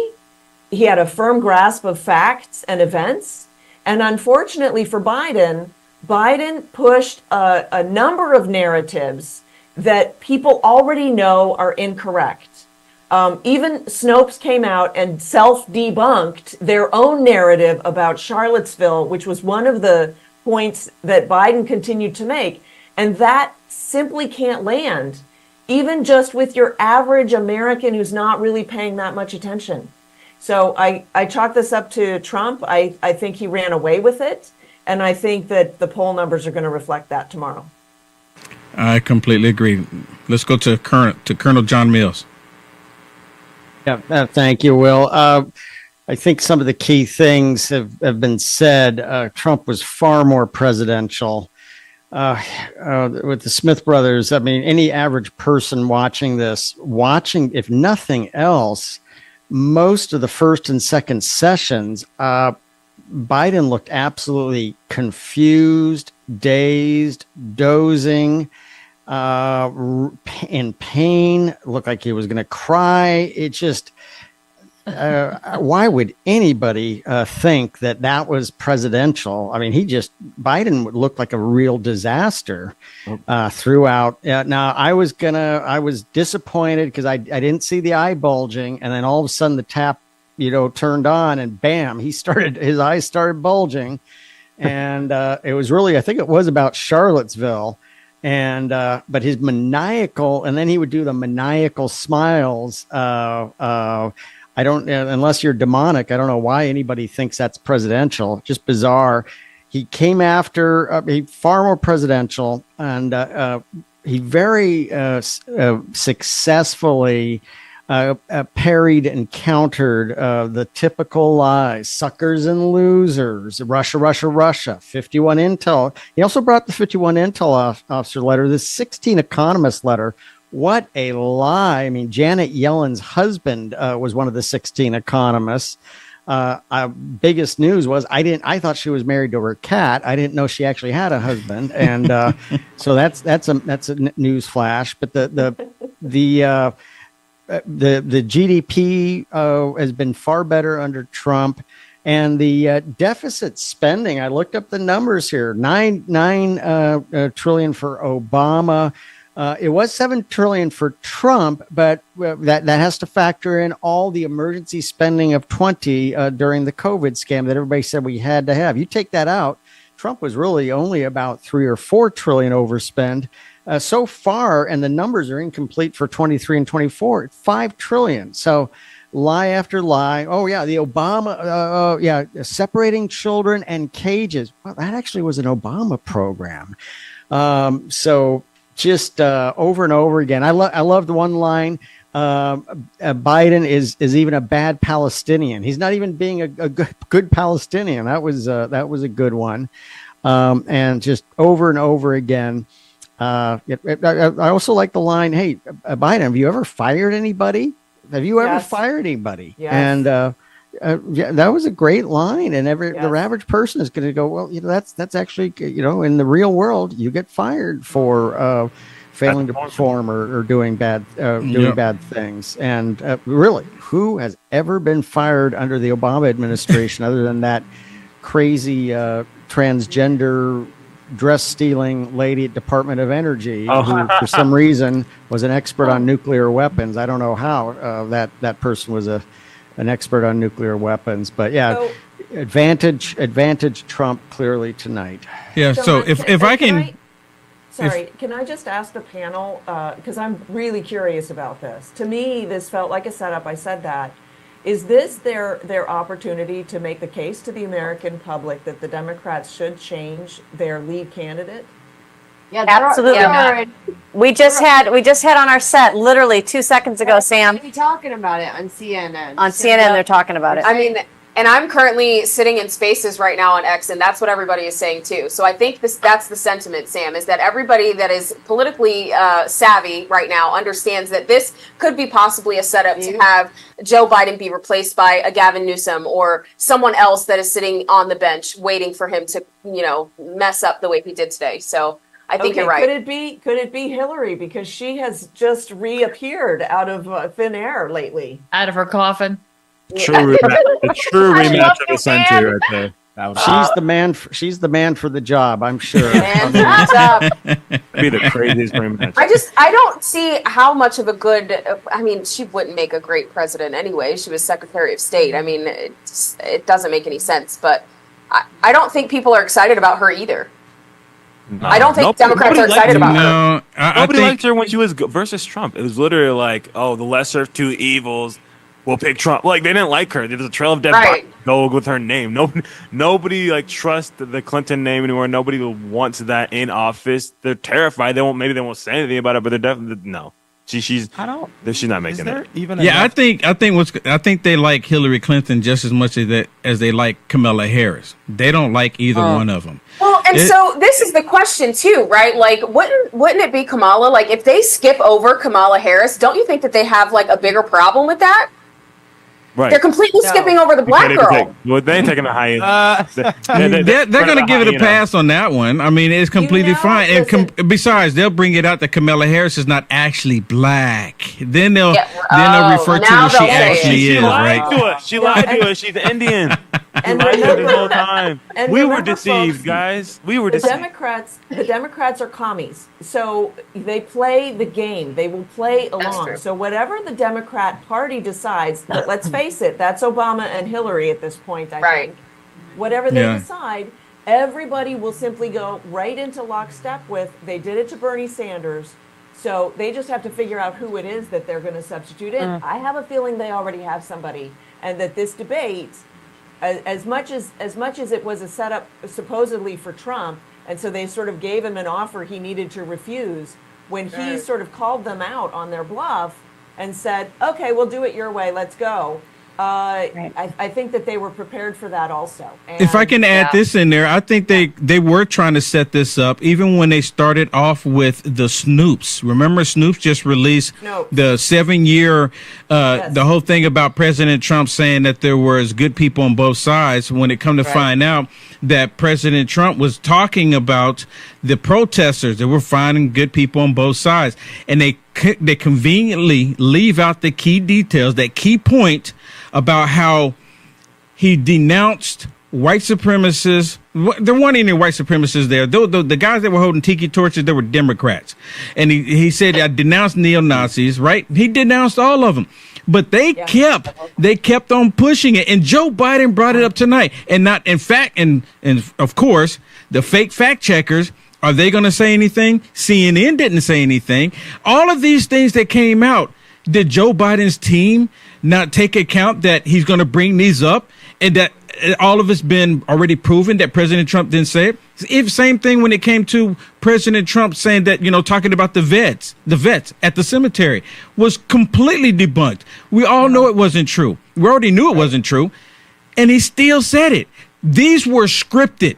He was completely scripted to say everything that he said tonight, and he tried to keep to the script as much as possible. And we saw that.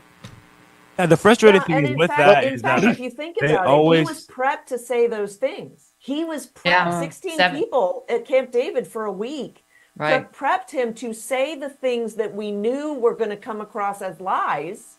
Wow. That Trump would easily debunk them. He's not the only one that's prepped with those questions, with that exact same talking point. That thing has been in the media for literally the last 4 years. You're white supremacy. You've never debunked white supremacy. You've never debunked this. You've never done this. And he's like, there's someone put out a video I just saw, went viral like a couple weeks ago, of Trump denouncing and debunking the statement that he's never done it, literally like 30 times. And they continuously, every news media outlet, the president himself, just continuously stating, it's like literally like mind control. It's like, how if we just keep saying this enough, they'll believe it, and like people do, and it's like insane. It might be trying to sub someone else in. My thing is, what's the point? Why did have Biden come in the first place? At this point, to like, hey, announce it listen, and listen. They need somebody to steal the election. They can't just give it to nobody. I mean, right, for sure. They've already listen. They're doing it in a big way. They're handing out Social Security numbers, handing out I-10 numbers. They are lining these illegals up, and a lot of these illegals don't even know they have the apparatus attached to their paperwork that will make them voters. And I can guarantee you, they'll never walk into a ballot room, but they'll have a ballot cast by the millions. Wow. Right. Yeah, he's weaponized government. I even got an email today from the Veterans Administration. I was kind of shocked. I'll send it out to everybody. It was the VA saying, "Hey, you vets, you need to sign up to be a poll worker." And I'm going, what? We have the federal government targeting a certain group to be election officials at the county level. I've never seen anything. I'll send this out to everybody. I think that's an election interference. Absolutely. Yeah, I think it is. I think Mark was going to try to say something a minute ago. Yeah, I was. And I think the key thing I want to really circle among all of our panelists here tonight, who are all making great points. Now, I know our views are on one side of the ledger, but here's the key election question I have for everybody. The only person that can make the decision if he's not going to be the nominee is Joe and Jill Biden. I think we need to sort of state that, because for whatever efforts, quote, the Democrats will do to try to remove him, it has to be Joe and Jill's decision, simply because of the rules of the Democratic Party and the time of where we are right now. So here's my question to our panelists. This election is going to come down, if you believe these polling numbers coming into tonight, Trump is up in Pennsylvania 2 to 3 points. He's up in Wisconsin by about a point. He's up in Michigan by about 2 or 3. All those states are within the margin of error. The question I have is, based upon the horrific performance that Joe Biden did tonight, what's going to happen in those 3, quote, blue wall swing states? And will Joe Biden make that decision that this performance was so bad, he has to make the decision to step aside? I think Obama's going to make the decision. I was going to say, I'm sorry, really quick. I'm sorry. Right? I think can Joe Biden even make a decision for himself? I mean, I'm completely agreement with you. It's just, can he make a decision on his own right now? Maybe, I guess Jill Biden would have to step in for him and do that. I mean, but if he receives enough money, I mean, isn't it just follow the money? I mean, we believe he's bought anyway, isn't he? I mean, I think he's a puppet. I think he's just the face of it right now, and Obama's the one that's making the decisions. I think we have to calculate the effect of communism on the Democrat Party. To think that Joe Biden is somehow in charge is, I think, a little bit naive. And regardless of how we think the Democrat Party rules are, he's not the nominee yet.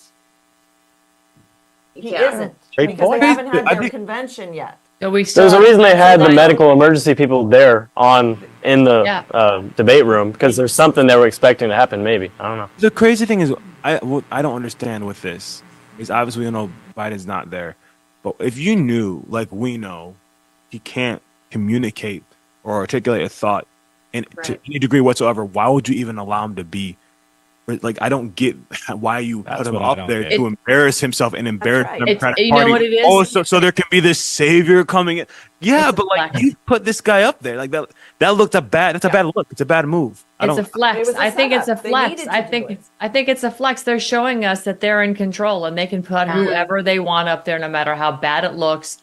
Humiliate Americans, destroy our country. They're flexing. That's their flex. I want to think people And I aren't that. can't I want to agree think with people you aren't more. that stupid, but I If guess it's, they if are. it's a flex and they can do No, that. when he was elected, I felt that way. I was like, Uh-huh. well, of course they gave us like literally the worst choice possible for president, and then we got Afghanistan. Agreed, but at that as a point, it was like bonus gift. Trump is so. This vilification of Donald Trump was the justification for voting for a guy who just seemed harmless, even though he was a bumbling buffoon even then.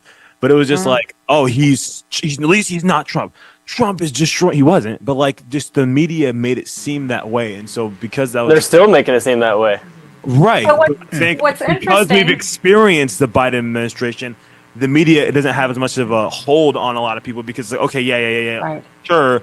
Didn't my he do life the sucks same right thing now. when it came to Social Security? Because he was saying, how are you going to fix Social Security? And then Joe Biden said, well, we just got to, stop this guy. But what's interesting is people out there still will vote for him. I mean, these are coworkers who are brilliant. I mean, intelligent people who are telling me, no, inflation's down.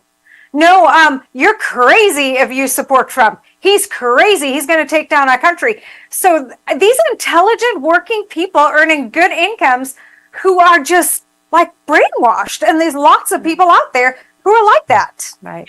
It's the mainstream media, and then we see now the convicted felon narrative they're going with. They're doing anything they can to make people hate Trump even more. I think that's their main objective But still. I will say, I don't know if any of you all noticed, I was waiting for that, for them to hammer home the fact that, he's still under a gag order. Yeah. So they could have really taken advantage of that. But I think the fact that they didn't hit that any harder is because they're realizing that didn't work, right? They're realizing that there's a backlash now. You've really just made Trump likable, right? You've really just made us resonate with him a little bit more because of the lawfare. So I was kind of shocked that they didn't zero in on that anymore.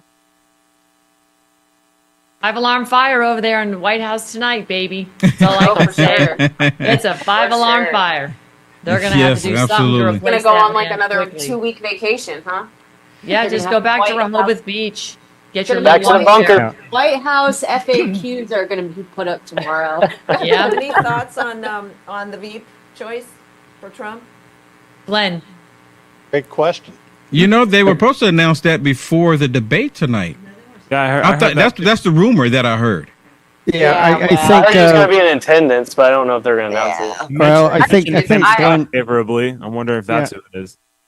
Glenn I think Youngkin we're is gonna end up with looking. like a Hail Mary. I think it's gonna be somebody that nobody expects. Well, and honestly, he waited till about a few days, I think, before the RNC convention last time. So I'm looking for about the same timing, I think. Yeah.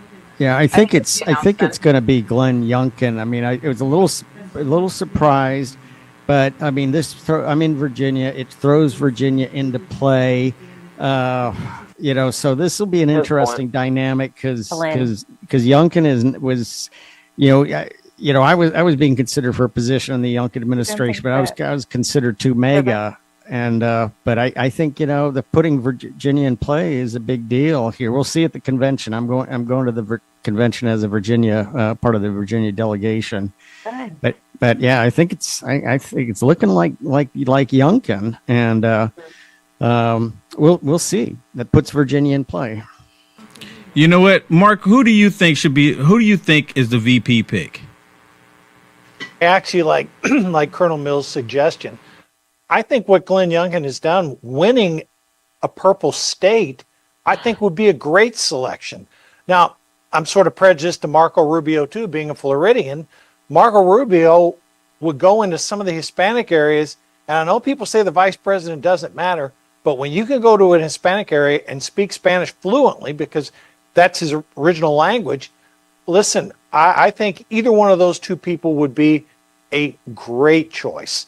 And given the situation we're talking about tonight, Will, with the possibility that the Democrats could be scrambling, I'm sitting here saying, well, who's on their top of the ticket? Is it Kamala Harris with Gavin Newsom? Is it Kamala Harris with Hillary Clinton? Is it Gavin Newsom? I just don't know. So based on tonight's debate performance, I think Donald Trump has the luxury of waiting. Let's see what the fallout is from the Democratic Party. But I think either one of those things would be great choices, Rubio or Youngkin. Yeah, me personally, I would really like to see Byron Donalds fill that position. I like him. Byron Donalds, I mean, he hits them and he hits them hard, and he's always able to come back really quick. Now, I like the other gentleman that you just mentioned, but it's just something about Byron Donalds because maybe, he's young, he's a lot younger, he brings that youth, he used to be a banker. He's able to handle himself on the Communist News Network along with MSDNC. And he's always hitting him back really hard. And I want someone, now, I'm not saying that they can't be, but I want someone that's going to hit back hard. Even, it's even been discussion about Ben Carson. I like Ben Carson a lot, but Ben Carson, he's such a nice guy. I don't want someone who's going to be a nice guy. We need someone who's just going to bring the hammer, bring the pain, and actually bring it. So what do you think, Sam? I don't know why he would need to bring a hammer and bring pain. The vice president does so little. He's just sort of a statesman role for the president, and he kind of is a nice accessory to have for the campaign. She's right. Yep. So I personally, I like Tim Scott. I also am thinking, this is going to sound really weird, but I think it would be an interesting choice if he took Tulsi Gabbard. Oh. And for obvious reasons, talk about reaching across the aisle. And she is somebody who has deserted the Democrat Party. Hillary did her very, very wrong. The Democrat Party did her very, very wrong. And she speaks to that. She is now an independent. I think she's very interesting, and I know that she was at some point in consideration. So it's not she's not like my favorite, but I just think that would be an interesting choice. And the one thing that I really admire about Trump is he is entertaining. He is 100% interesting, and the world watches all the time. And so I just like the idea of him bringing that back into the White House and onto the world stage and putting all of these people back on their heels. And I think that the choice of her as a running mate might be really interesting. I got into a tussle with some people in Rome. They were from Canada and they were leftists. And I said, Trump's the greatest president ever. And they were like aghast and they wanted to kill me on the spot because that's how they behave. But, we got into this big argument and I was like, well, gas prices were so much lower. Do you know they were half what they are today? Mm-hmm. Half in this many years. It's crazy. So then their argument was, well, I mean, the president really has nothing to do with the gas prices. It's not his deal. And I'm like, okay, well then what do you care? I would like good television for 4 years. Yeah. Darn it. So let's do this. What about Sarah Huckabee Sanders? I like her too. Ooh, yeah. She's been tough on like China. She's been tough on China like President Trump has. I mean, there's a woman who's kicking China right out of her state. Why not somebody like that? She's doing a heck of a great job down there. And she doesn't get a lot of notoriety for it. She's just doing her job and grinding. Yeah, that's true. That's true. Let's do this. She mixes it up. Yeah, let's do this because we could be here all night and have the discussion. And, some of us have to get up really early.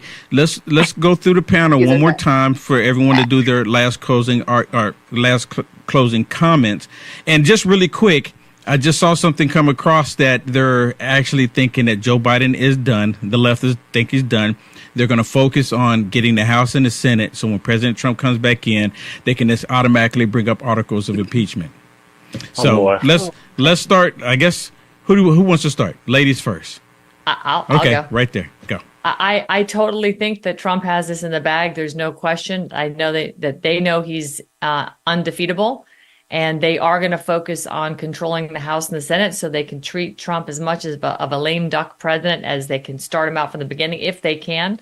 But I am banking on the fact that this country is so furious and so done with everything. And when we roll into the financial crisis, they are literally going to throw as many people out as they possibly can. We need a refresh, and the American public is waking up to those first three words of our Constitution: we the people. We're the government, and we're going to tell them what to do. And if it means we have to alter and abolish what's already in there, we will remove and replace the offending party so that we can actually accomplish something this time and not just have a benevolent dictator issuing executive orders. We need a real president that is deregulating and creating the right laws around our Constitution. Absolutely. Let's go to the home front team. Yeah, I agree a lot with what Ann is saying. I think one of the things that we have to remember is we can't underestimate the evil communistic party, the Democratic Party, and what they may have up their sleeve. We have to keep our foot on the gas pedal. And I think that means continuing to educate everyone involved that, what General Flynn says, local action equals national impact. We've got to get out in our primaries. We've got to be careful of the type of Republicans. I jokingly say all Republicans aren't created equal, right? Like, you have to really dial in and figure out who are America First candidates, who are people that are just trying to occupy a seat as a rhino establishment. We have to do this from the ground up, because honestly, this has been entertaining today. I think that Trump is very entertaining, but our republic hinges on so much more than just the presidency right now. We've got to take back our local seats, school board, county, state. So I hope that our viewers out there and the rest of us will continue to keep our foot on the gas pedal, because we need to save our republic for years to come. What do y'all think? No, I agree with you. That was going to be my sentiment. We always like to give homework on the home front. And so for me, it's the same sentiment. We need reinforcements. Trump needs reinforcements. We cannot allow this successful debate create apathy within our country. We already have apathy, but yes, he's going to do great in the polls tomorrow. You're going to be excited, but don't let that keep you from going out in your primaries and voting locally, because local action equals national impact. We have to make sure that we have reinforcements for Trump to be successful in his next presidency. Ooh. And I would just say, just like you said, homework. Give up on those people who are just hard on one side. You have friends and family, encourage them to go vote, because I believe the safety of the United States is at hand. And what President Trump said was so true. We weren't attacked because he was in power, because I come from outside of this country originally, and the rest of the world respected President Trump. And you don't have a war when people are afraid of you. If they laugh at you, you are in trouble. Mm-hmm. Absolutely. Yeah, I think that this whole election comes down to those issues, a few main ones: economy and world peace, really, because Trump is the only one that can bring back the country's respect to America. Mm-hmm. We got to bring that power back, because without that, we're useless. We need to bring back the strong border, the strong military, and all these issues that are going to bring back America and make it great again. Yeah, I mean, there's nothing really much that I can say that's any different. It's been a long day. No, yeah, I second, third, all of that. But I think that just overall, I think that we don't know what's coming around the corner. That's what I'm a little frightened by. What will they do? I've been thinking that the whole time, expecting some curveball, some drama, something's going to happen. And I just want everyone to stay strong, and just some words of encouragement to everyone. We do need people out at the primaries. Everyone gets mad when they're at the general and they're like, wow, we get worse and even more worse to vote for. And that's because we're not doing we're not going out on the primaries, voting for who the right candidate is. So look for your primaries local near you. Get out there, go vote down the whole ballot. And I wish everybody a lot of love as we get through to this election season. Awesome. Sam, you're up next. Sure. Awesome. Well, I just saw that Fox thinks it's too late to have Biden removed. I think they're wrong. I think that that's what's going to happen. I loved every time Trump said, before I take office, this will happen. He's absolutely believable now because he's already proven himself. And I love that the left has a meltdown and they're shivering in their boots because they also know that he speaks truth. And so it kills them because he's so believable. I love when he coined the new term Biden migrant crime. Thank you very much. I'll be using that one. Finally, all politics is local. It starts at home. Keep your children home. Do not send them to some strange teachers for those teachers to infect their little minds. Yeah. Home education is much easier than anybody ever dared to imagine. And if you want That's more right. information, go to sorbostudios.com and I've got you covered. Awesome. Let's go to Colonel John Mills. Thank you, Will. Yeah, I think CNN did it actually a reasonable job. I thought they were good. Now the cutting off, they cut off on both sides, but I noticed at least for the first two sessions, whenever they cut off Biden, he looked like some child who had his ice cream taken away from him. It was horrible. So I don't think that helped him. I just don't see Biden getting pulled as bad as it is. I mean, there's just too many deadlines that have already passed. It would just cause absolute chaos, which they don't mind. Jill's the real micro puppet in this situation. She would put him in a wheelbarrow if she had to and push him across Weekend the at Bernie's. line. Tulsi, I like Tulsi. I like Tulsi a lot, but boy, I tell you, you mentioned that on social media, and the mega women will just come after you with harpoons. I don't. Maybe you're invulnerable to that, Sam, but I've been stuck with so many harpoons by doing a hat tip to Tulsi on media, and the threat will always evolve. So whatever they did in 20, whatever they did in 22, they're going to do something slightly different in 24. So we got to keep up the pressure when, just by declaring and talking about this thing is a deterrent in itself. We got to watch out. It's still going to be the key. Pennsylvania. It's all about Philadelphia. Buck County.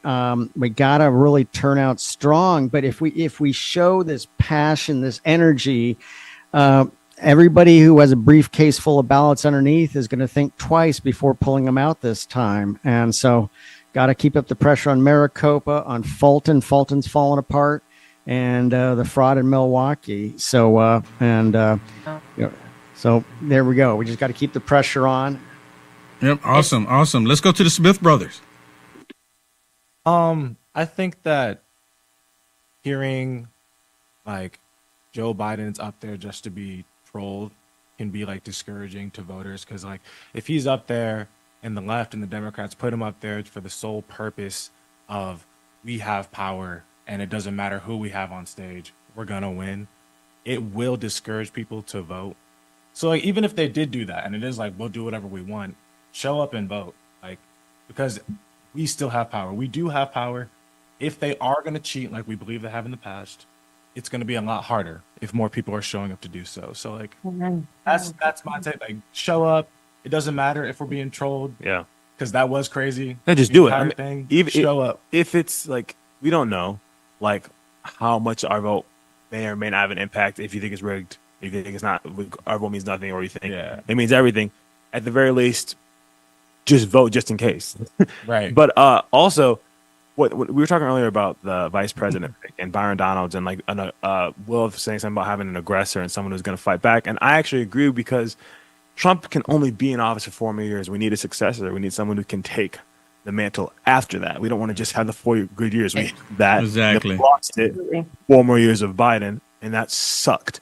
So we want to have someone like, which is I thought that was going to be DeSantis, and then that whole situation happened.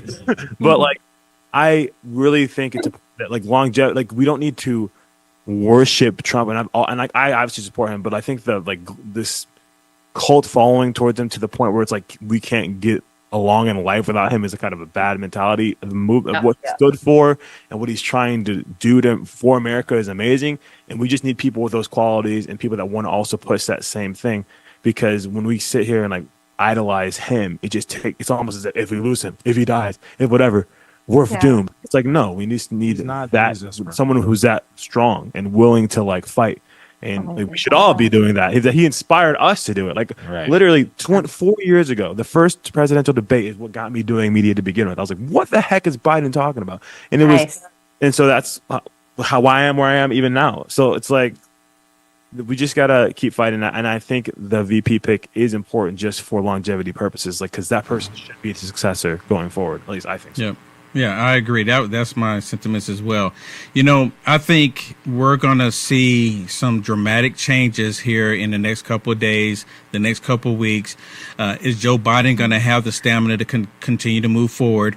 Now, you know, we all talked about Joe Biden being hopped up on drugs. We all talked about him probably being, you know, really excited, like in a state of the confusion. We didn't see any of that tonight. It kicked up just a little bit a couple of times. He started to get, you know, it started elevating, then he brought it back down. But then what really got me was Joe Biden was already hoarse. Like he had been yelling. Like he was already losing his voice. I was like, what is that about? That had me really thinking like, okay, maybe he was yelling at his staff like, this shouldn't be this. I shouldn't have to do this. Because, you know, the whole debate was a setup in the first place. They were expecting President Trump not even to take it up. That was the whole idea. They said, okay, we'll put these rules out there and there's no way that President Trump is going to take it. And he said, you know what? Let's roll. They're playing chess while he's playing 4D chess or checkers rather. They're playing checkers and he's playing 4D chess. So I think something personally, I hope I'm wrong with this, but because they saw the performance of Joe Biden, they're going to scramble around and try to figure out what they can do next. If they can't do anything, just maybe they'll go ahead and activate these sleeper cells that they have in the country to cause total chaos. You know, they have 50 ISIS members that Mayorkas led into the country because he didn't want to detain them there. So I don't know. It's just, I'm hoping that doesn't happen. I'm hoping that November comes, President Trump becomes president again, goes in the White House. He starts. Now, he says, you know, he didn't lock up Hillary Clinton and he wasn't going around saying lock her up. He did say, you know, you'll be in jail. But everybody else came up with that saying that, you know, we'll lock you up, you know, lock her up. President Trump didn't have to say it. But it's going to be really interesting come tomorrow morning to see what the government state media is saying and everybody else. So we're going to go to Mark, and Mark, you're going to close us out if that's fine with you, sir. And I greatly appreciate it. Well, that'd be perfect. I'd like to thank a couple people who made this happen tonight. First and foremost, Will, you and your staff did an outstanding job producing this tonight and hosting the show tonight. And a big kudos for that. I also want to thank Annie Cyrus, who was really the brains behind putting this together tonight. Mark Arabedian, the people you do not see that are the Patriot TV support people that make all us faces on camera come alive. I want to thank them too. And I also want to thank General Flynn and Floyd Brown for their contribution to the company. And I want to also thank everybody who took their time in participating tonight. We could not be prouder of the entire Patriot.tv team. And again, just representing the company, I want to thank everyone who contributed tonight. And there will be more of this from Patriot as we go down this presidential path. And kudos to everyone that made this happen tonight. Thank you all for your efforts. Great job. Awesome. Okay, let me remind everybody, don't forget your bingo cards. If you fill your bingo cards out, send them to support@patriot.tv. support at patriot.tv, and you'll know the winner tomorrow evening. That's it for us, everybody. It's been an honor and a pleasure. God bless you all. Take care. See you tomorrow. God bless America. Good night. Yes. Good night. Good night. Arma hats are where style and leather come together to create exceptional headwear. Proudly made in the USA, experience